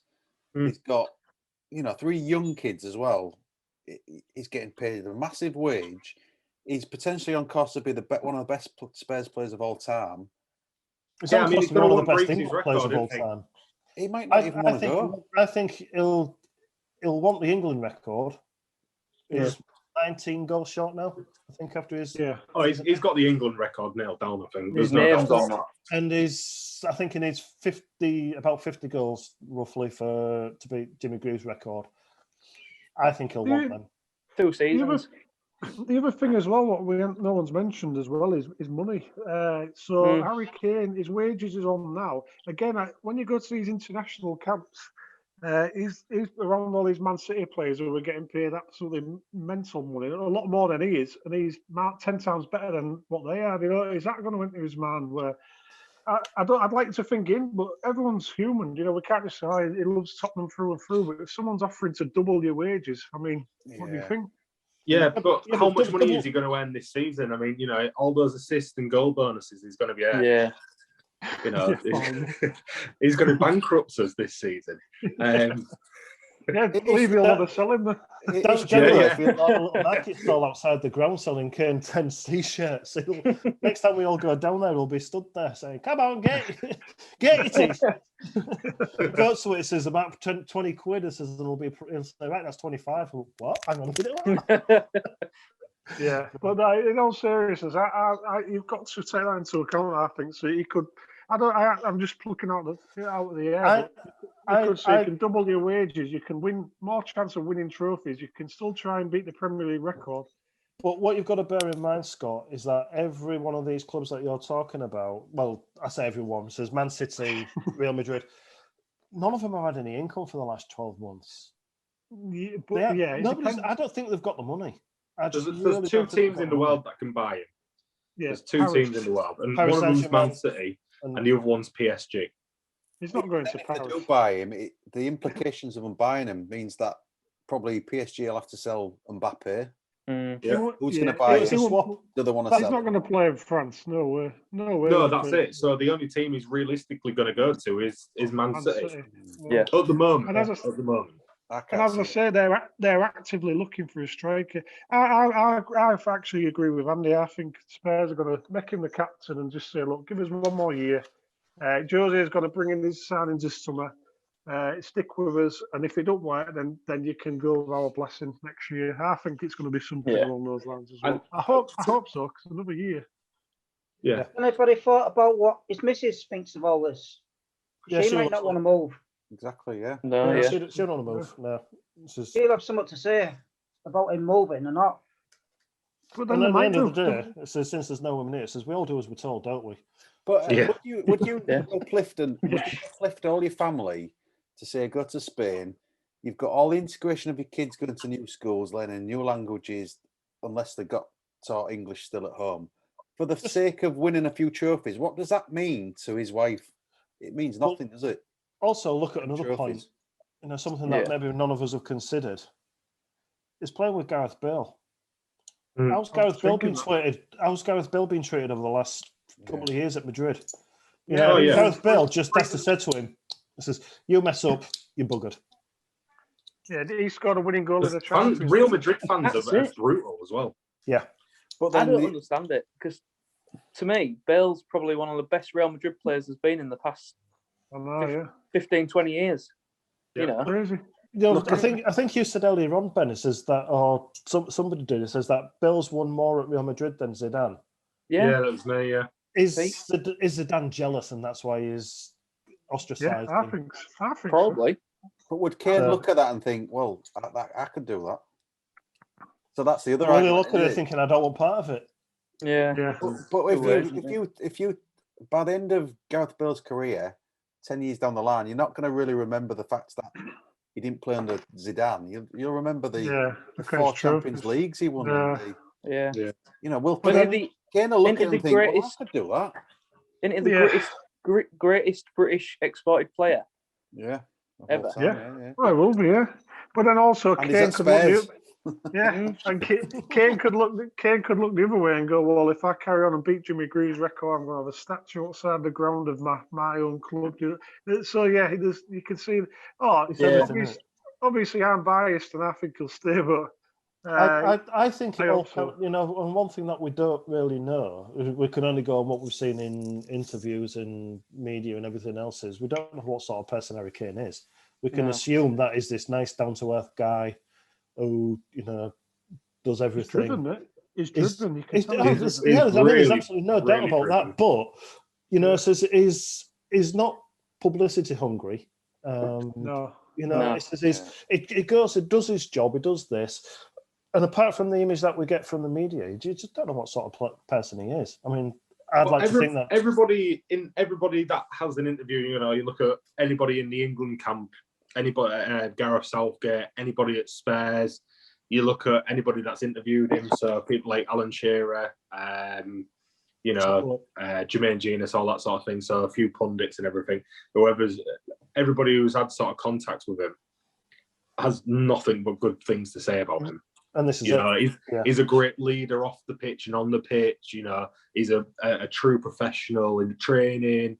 You know, he's real helpful towards the younger guys. He's, you know, I think he's a very driven person from what I gather from all the sort of interviews and everything. Can I just say, just before we move on, but how weird was it hearing him swear on the Amazon documentary? Oh yeah. Does not suit. That's all he said, really, though, wasn't it? Fucking come on. Let's fucking kill him. Yeah. Harry, wash your mouth out. Just going back to that, he is. Do you remember that them couple of journalists from, I think it was the ESPN who got caught taking the piss out of him? Yeah, there's not many people who respect him, is there? You know, like England fans don't really. I can't understand it. It's jealousy, Ben, I think. It's the Spurs thing again. I think they're jealous. Yeah, they're jealous. Well, if they was in their club, they'd be worshipping him. I don't know if anybody saw the FA website a couple of weeks back when they announced the England squad for these last 3 games. And it was Marcus Rashford, MBE. And next to him, Harry Kane, who also has an MBE. Yeah. But it wasn't noted. But it wasn't noted. Yeah, seriously. And like I checked and I think it was unreal. So even the FA, but I say it's the FA. Is this down to the character of the player again? Like, is Marcus Rashford using his MBE to, you know, he's doing fantastic work, and I'm not, you know, the stuff he's doing is phenomenal. I'm not taking away from that. And is he using that, is his MBE to promote that? Where Harry Kane he's got his MBE, but this is the sort of guy he is very, you know, private and just getting on with his job in hand. Yeah, you don't really see anything about Harry Kane in the papers, do you, apart from football? You know, you look at a lot of those sort of elite players over the years. You know, I mean, Wayne Rooney, for example. How many stories in the papers were there about him? You know, about his private life. You just don't see anything because like we can't write about him on the front pages. They write about him on the back. Exactly. Yeah, exactly. Just a quick one on that, Andy. I know we're dragging on with this now, but when you said about the media bias possibly against Kane and the MBE stuff, do you remember that picture I put on our WhatsApp group a few weeks ago where it was the fastest strikers in the world to get to 100 goals, and it was like... And he wasn't on it. It wasn't on it because he was faster that was ESPN, wasn't it? That did that. Kane would have been number 1. He's been the fastest more than anyone, and he won't even mention it. Better than this Haaland, yeah. Exactly. So so it could be that. Well, yeah. Anyway, we're moving on. Yeah. So let's move on then. So we're gonna get to know Ben now. Oh, here we go. So Pete, right, I'll take this one then. So Ben, what's your name and how old are you? I'm Ben. My name's Ben. It's 12. I look 12, but I'm 24. Oh, baby. Baby Ben. Baby Ben. I'm getting that printed on the back of a t-shirt for you. That sounds like a type of cheese you get in a red plastic. Yeah. Other cheeses are available. Yeah.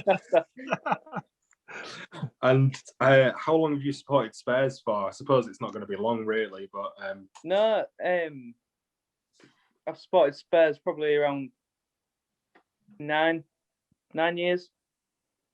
I started about 5, but then seriously following Spurs probably about, I don't know, maybe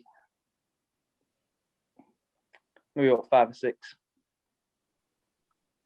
Yeah, they're really not long in. So the Poch years, then, really, all you've known is Pochettino. Pretty much. I mean, that's why he's got hair. Yeah. That's why he's wearing that.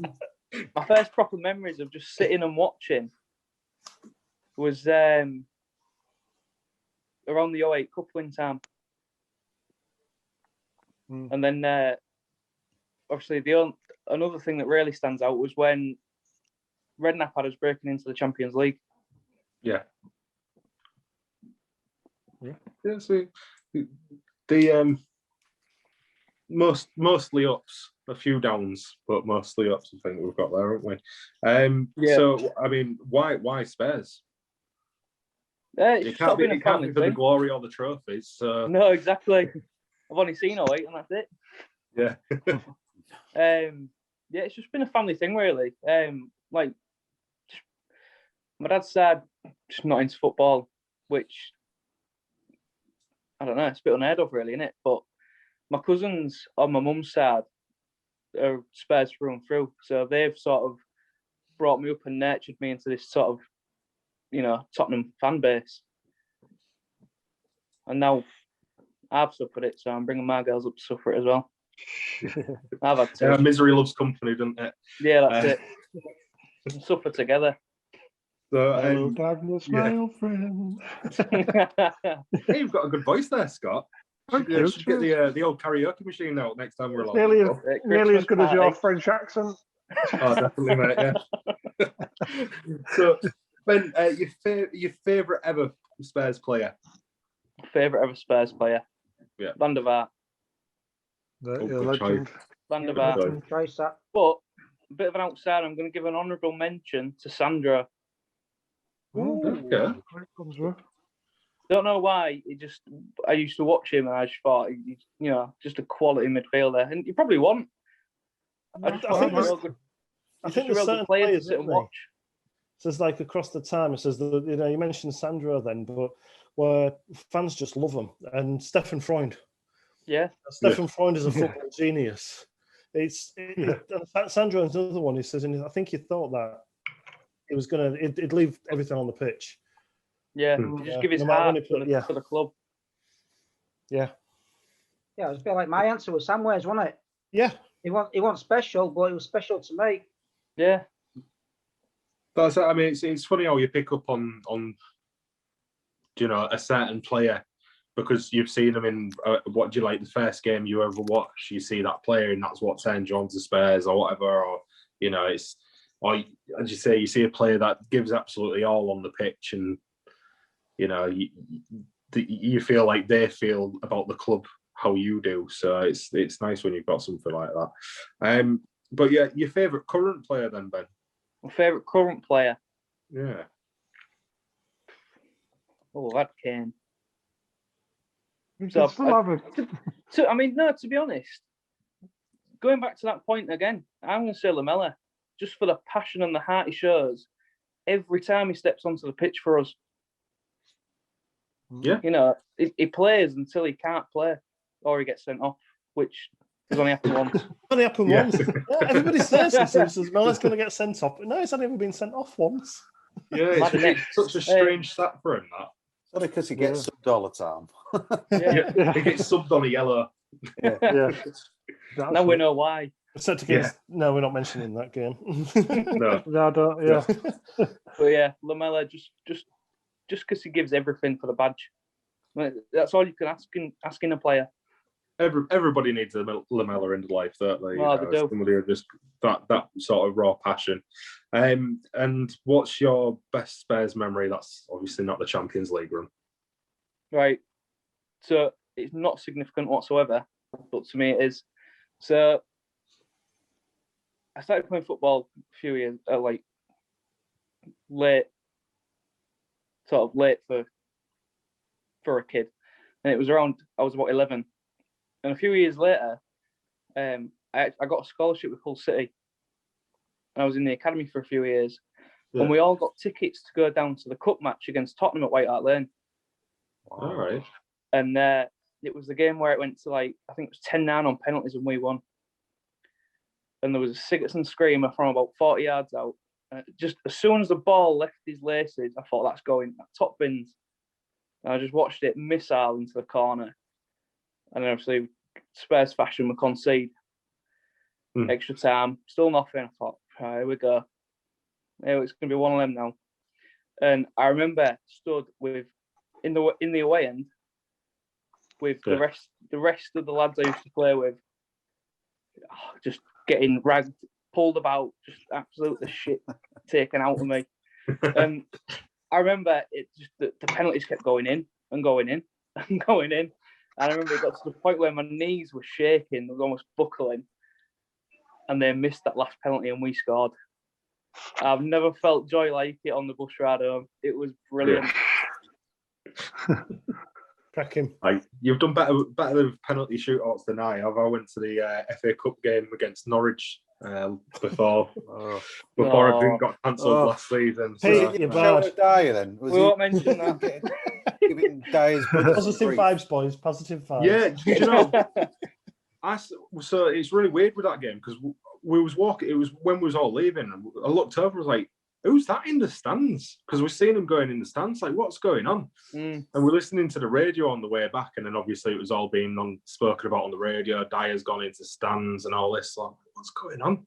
And obviously it's come out that apparently there was loads of rumours flying about it. But yeah, it was just a strange game all over that one. Horrible game. So that's quite a good memory to have. Though. At least it was a win, unlike mine as well. And then the final one. So we've done it with everybody else. What's your role within the committee? The committee newbie. Other than that, he brings youth and exuberance. He brings the energy. Down. He answered the hair total. The average age is down. I'm a head of hair. Well, don't forget the Twitter as well. Don't forget. Yeah. Just I run the Twitter. I'm the voice of Hull Spurs on Twitter. Yeah, and brilliant it is as well.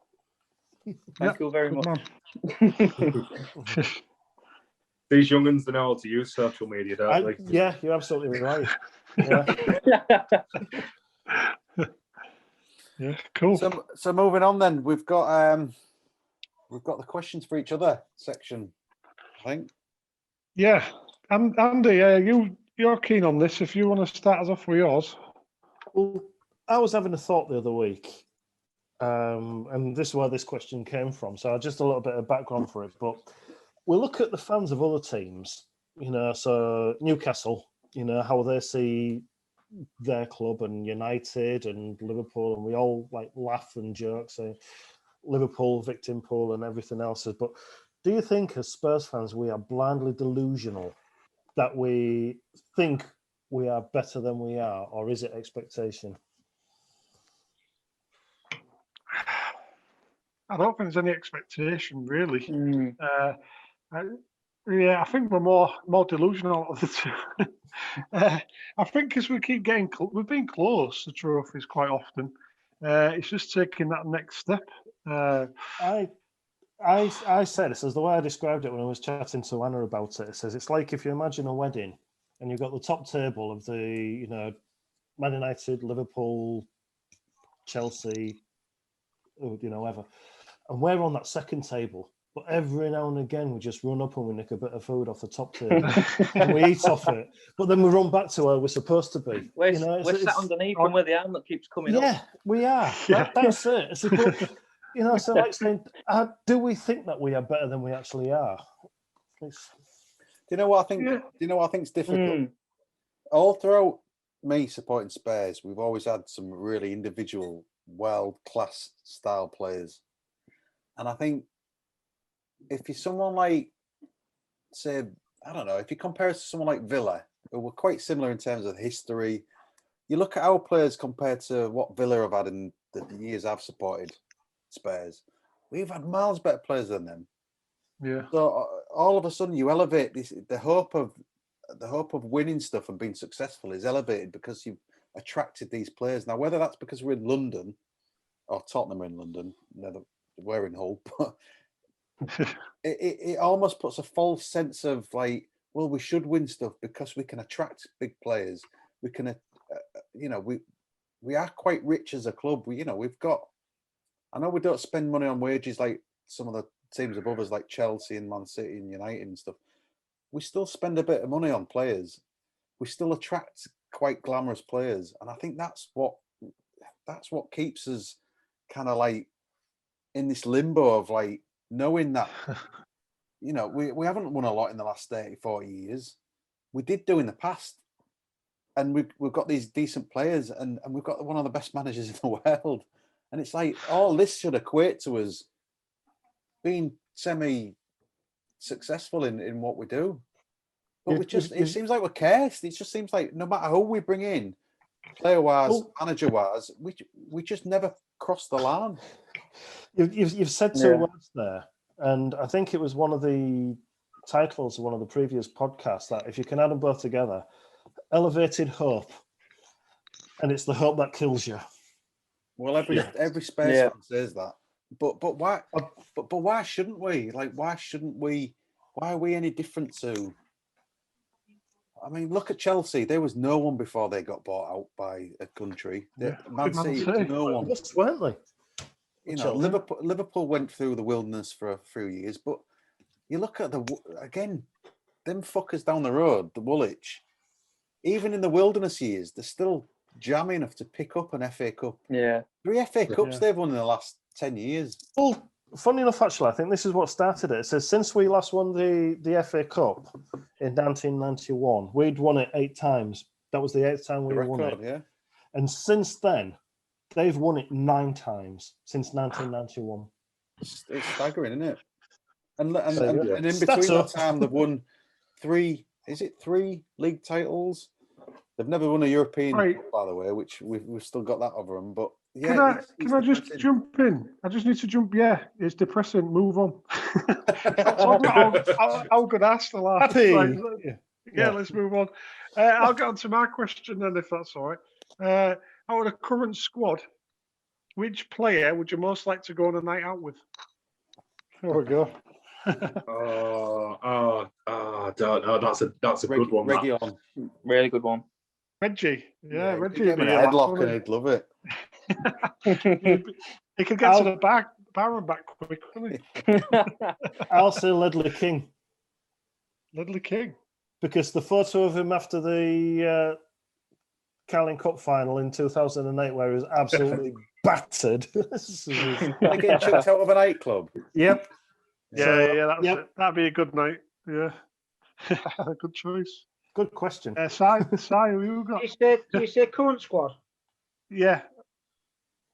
I reckon Dele Alli would probably be a good night out. Yeah, he's yeah. Yeah, he'll take you to the pub for a quick beano, and then he'll take you home. You play video games all night. Oh yeah, that'd be quite like While Eric Dyer is feeding him Haribos. Two for the price of one there. Yeah, I think I'd like to go with Serge Aurier. Serge, yeah, he's got some moves on his Serge. Serge, take me to a French restaurant. So yeah. It's not a date site, it's a night out. Yeah, you're paying. Oh, they're definitely paying. I'm not paying for that. Well, I won't go out with Eric because it'd be totally dire, wouldn't it? I'll cut that bit out, don't worry about it. Yeah, cut that one. Well, you got Ben or Matt? Were you having? Well, I was going to say Serge, but Pete's beat me to it. Yes. I reckon it'd be a right laugh.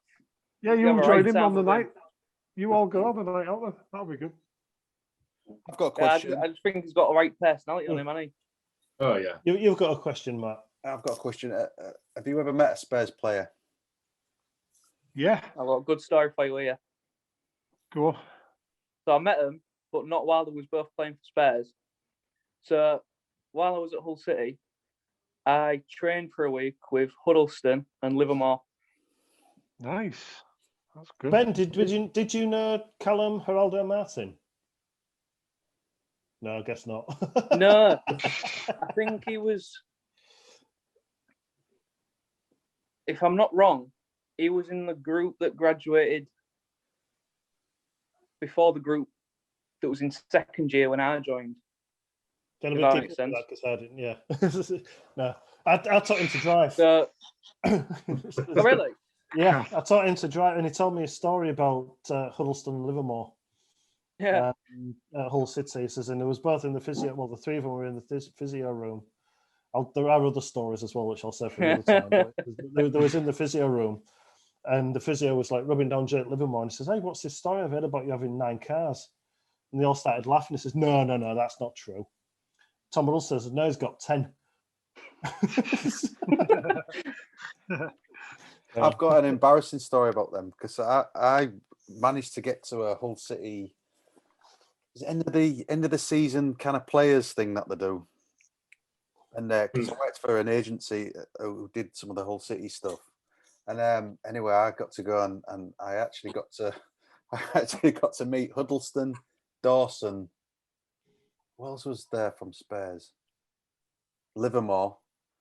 And I got talking to Stephen Clements. Do you remember Stephen Clements? He was playing for Spurs. Quality. Lad. He's the one I met. His dad. I was off my face because I drank too much red wine, and I was the biggest fanboy ever. Trying to talk to these players, and they couldn't look any less interested. I was like, Michael. I think it was when we just played Chelsea. You know that Battle of the Bridge game that we do all it was a brilliant game that, and I was saying, "Oh, Michael, we needed you in that game," and I was proper embarrassing myself. And I just remember trying to get a picture with Huddleston, and you could just see he was so like, "Oh, he's this absolute idiot." I'm talking to him. Who's let him in? That's my embarrassing story about them 3.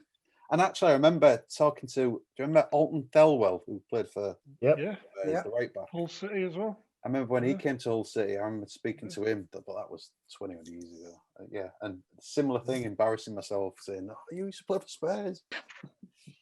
I don't even think I could recognise what he looks like now, but 20 years ago, it was like because he broke in at the same time about Anthony Gardner. Anthony Gardner played for City as well, didn't he? He went that way as well. Yeah. I wonder. It says that maybe for a future podcast, an ex-Hull City player that used to play for Spurs, see if we can get one of them on. Do you remember Dean Marney came, didn't he? Dean Marney, Everton. Yeah. And he came. There's a few. Yeah. And obviously Ryan Mason, Fraser Campbell. Ryan Mason. Yeah. There's a few there. Yeah. Yeah, there is. Something to think about. Like a feeder club, aren't we? To be honest, we proper ripped off City though when we sold Ryan Mason. Did we sell him for about 18 million or something? Or 15? That was mental. Yeah. I don't think we ripped him off. It was just unfortunate what happened to him, innit? Yeah. He was a good player. And I think he would have had many good years out of him if he hadn't been injured. It reminds me of a Harry Winks, to be honest. That sort of player. Yeah. Harry Winks for Hull City next season then. It could be. Nice. So who's got the next question then? So I've got one. It's a little bit Spurs related in a convoluted way. So I'm getting a bit older now, and I've supported Spurs for a little while, and just looking at obviously the older guys. Politically challenged. Is all that the bald ones? I'm just I think what I'm just wondering when does the start falling out? You know, what do I do when it starts going? Is there any way that I can save it? Get the beard and put it over the top. No, you just do what Ben does, wear an hat. Or Pete, you just turn your head upside down. You look like Don King. How do you all keep it so shiny? I mean, you know.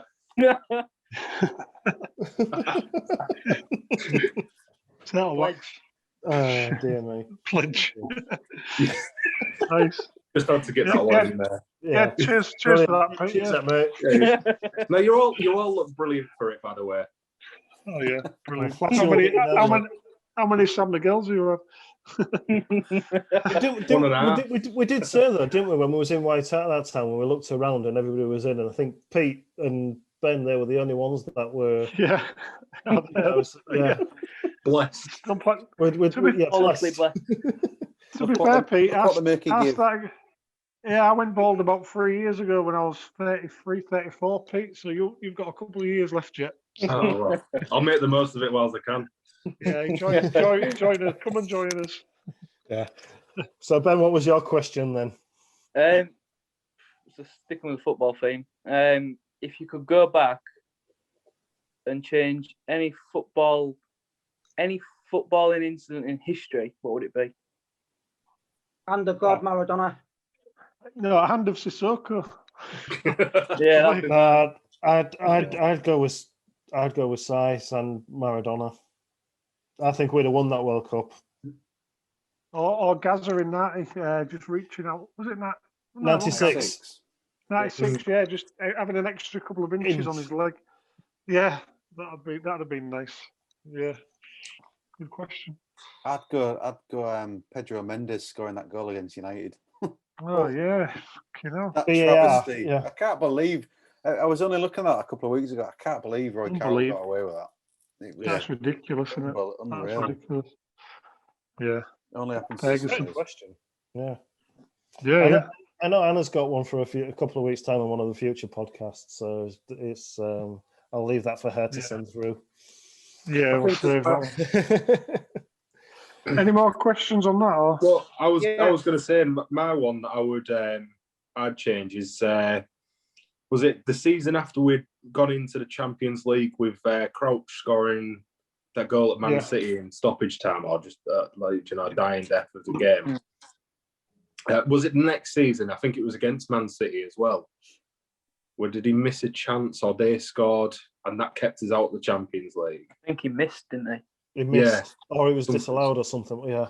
Something like that. Change that. So if we could have got in the Champions League for 2 seasons on the trot, then I think we'd have been in a lot different position now. You're forgetting one thing there, though, Pete. You're forgetting one thing there, though. What? Daniel Levy. Yeah. Happy thoughts. I like Levy. I think he's run the club brilliantly. He's just not a footballing guy. He's a businessman, and I think I know we're not like digressing and everything, but ENIC, they're an investment company, and they've invested thoroughly in what we're doing, and you can't fault the stuff that they've done for us. We just want more. Yeah, they've done it now. Go on. Yeah. Cheers, guys. See you later. Simon, did you have any questions for us, Si? Yeah, I've got 2. Can I do 2, or am I just limited to 1? See how quick they are. Right, first one is, what was your first and last Spurs game you went to? I've spoken about both. So mine was West Ham in the FA Cup at White Hart Lane, and then Norwich in the FA Cup at the new stadium. Both. Yeah, mine was Liverpool at Anfield, 95 FA Cup. We lost 2-1. Ian Rush got the winner.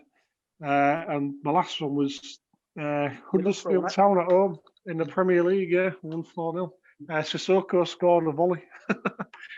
I remember I was in the north stand and the ball went to where everyone was going, "Don't shoot!" And luckily it went in. That was mine. Funnily enough, I was in Leeds on that day on a stag do, and I was looking at the updates on my phone. And I saw Sissoko scored, and I thought I ain't had that much to drink. I couldn't believe it. I thought I was witnessing history watching him score. Yeah. My first one was Sheffield Wednesday at Hillsborough, February '98. My dad had a concert on the night he had to get to, so we left 10 minutes earlier, and I missed 3 goals, and we won 3-0. Oh no! Clive Allen. Yeah. And then my last game was last February. It was Man City at home. Steven Bergwijn's debut, and he got. And the thing is, I don't know if Joe mentioned it last time, but every time me and him have been down to Spurs, or we've seen Spurs, Spurs have won. Can you get some tickets for the cup final? Or Trying. But we took Anna that time, so we said if we lose, she's a jinx and she's never going again. So we won. So yeah. But that was the last game. Right. Yeah. The second question was, what's your favourite Spurs souvenir you own? Question. Mine was a 1960s little pin badge that was given to me when I was about 10 by a mate of my dad's or something. But it was an original 60s pin badge. I don't know where it is. Somewhere in the house. But... Yeah. There's mine. That picture. Nice. It says that my sister bought me that for Christmas 1995, and it's the best present she's ever bought me. And I've still got it. So that's mine. I love it. Yeah. Right. Mine is, but I'll probably regret saying this because somebody in the group probably got rid of it and I own it and probably want it back. I own the model of White Hart Lane. It come in a plastic case and a certificate of authenticity. And it was on sale at a car boot sale at Dunswell, and I paid £8 for it. Gee. And I bet somebody in this group was selling that at the time and didn't know. No way. So I got a right bargain for £8. That's awesome. I got 2 Spurs shirts from someone in this group, and they're good. To be fair. Cheers, Si.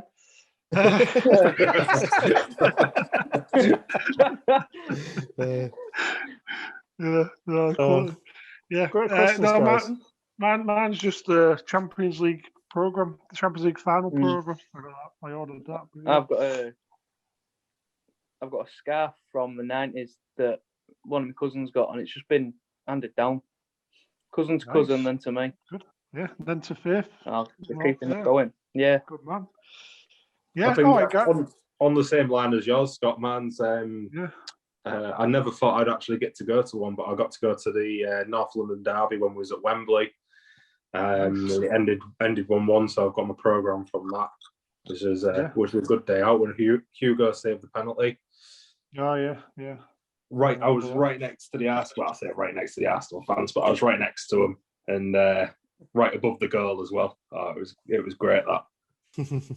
Awesome stuff. Yeah. Right, well, I know we're pushed for time, but we're going to end. I know this was a committee special. It's getting to know the committee, but I think since we've been doing it, it's only right we get to know our host as well. Matt, he's sat here listening to all us. So, Andy, do you want to do the honours and let's find out a bit more about Absolutely. That? So, come on, that. Matt, where are you from and what's your name and what's your number? My name's... I was going into Silla then. My name is Matt Barrett. I've just turned 40. I'm going to be... Did I just do 40 then? Sorry? Did I just do 40? Yeah, I've just turned 40 the last month. So, yeah. Oh, well, congratulations. Happy birthday. So how long have you supported Spurs? I started supporting Spurs when I was, it was 89-90 season. So I'll have been like 7 or something, 7 or 8. That amount of time. For anybody just listening on audio, I'm crying. Yeah.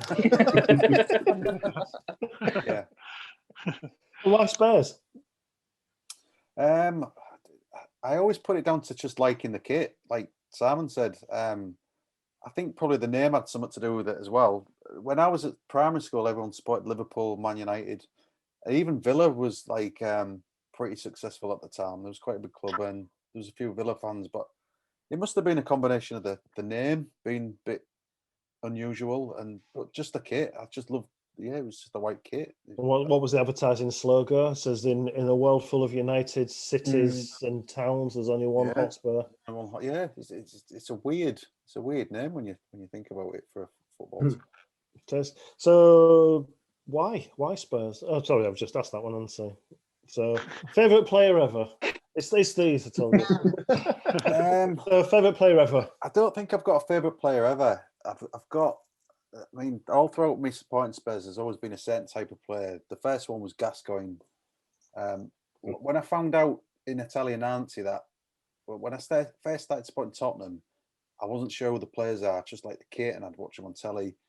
When I knew a bit more about them, because obviously we didn't have the internet and stuff back then, so finding out stuff, you'd either find out who the players are was through sticker books or the old Division 1 matches that used to be on. Why you onto this, Matt? Did any of you guys used to collect the Spurs Monthly magazines? Yep. Yeah. No, I didn't know. Yeah, I've got loads of them. Yeah, I remember them. Forgot about them actually. Yeah. Well, I used to have a sticker book, which was, I think it was 89, 90 it came out. Panini. No, it was like a world football one. It was a binder. You used to get them in, right. You used to buy them every month, a separate pack that you put in this binder. Anyway, it had Spurs players in there, Waddle and stuff, but they didn't play for them anymore. But when I found out Gascoigne and Lineker played for Spurs through watching England, I was like, yeah, I've definitely made the right choice there. So going on from that, Gascoigne, I think, yeah. So the Gascoigne, Ginola, Berbatov, Modric, these type of flair players, they've always been my favourites. I will say though, like Ben said, an honourable mention for I loved Scott Parker when he played for us. He was everything that I loved about, because that was the similar position to what I played, like a central midfielder who just bombed about like a nutter, just 2-footing people and elbows. So quick side question on that, because obviously we know you're the host and everything, so I'll ask you the last question, but can you see Scott Parker as a future Spurs manager? No. Not yet. I think it's crazy to say put him in as manager now, because he's not done anything yet, but I like the way his team plays. I think, I don't mind. Every time I've seen Fulham, I've been really impressed. So, yeah, maybe so. Yeah, that's it. So, again, best Spurs memory beyond the Champions League run? I think someone mentioned it earlier. It was beating Arsenal in the semi-final of the FA Cup, 1990-91. I watched. I was at my granddad's at the time, and it was on a real tiny little black and white TV. Seeing that, it was just like beating Arsenal. I didn't really know too much about football then, and I didn't even know if Arsenal was any good or not. But it must have been the commentary and stuff. But it felt like a proper. Gascoigne. It's going to have a crack, you know. Yeah, it felt like a proper. We was underdogs in the game. So yeah, it felt like a big achievement to win that. Yeah. So let's say the other question I've asked, everybody else and everything, but obviously we know you're the host of us. So yeah, I'll give that one a miss and ask you the Scott Parker one. So yeah, good. Yeah. Good to know you. Thank you. Cool. Right. That's about it. Then. I think this has been an absolute mammoth of a lot of the Ring style episode. So we'll probably break this into 2 parts anyway. Yeah, break it down. Yeah, that's good. Yeah, cheers, guys. It was all good stuff, I think.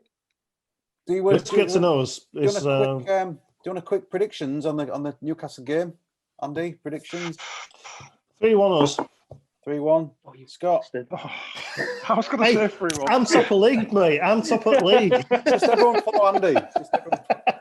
I'm going to go 2-0, and I think we might get a clean sheet actually. 2-0, Ben. I'm going to stick my neck out and go 3-0. 3-0. Simon? I'm going to stick my neck out even bigger and go 4-0 Spurs. 4-0. Pete? I love it. Well, I feel like I should stick my neck out. Even further than 4-0. Hey, last time we did a crazy prediction, it came in, didn't it? Yeah. Yeah. I did the what was it? 7-2 in the Europa League. I don't know. I guess that one. Yeah, I wish I'd put some money on that. No, I think I'll go for the 3-0 as well. I think we will keep a clean sheet, but I think we'll get a few goals. I'll go 3-1 as well. That sounds good to me. Right, so guys, thanks for joining us. We'll do another episode in a couple of weeks. As I said, we'll break this up into 2 parts. And come on, you Spurs! Come on, you Spurs! Cheers, guys.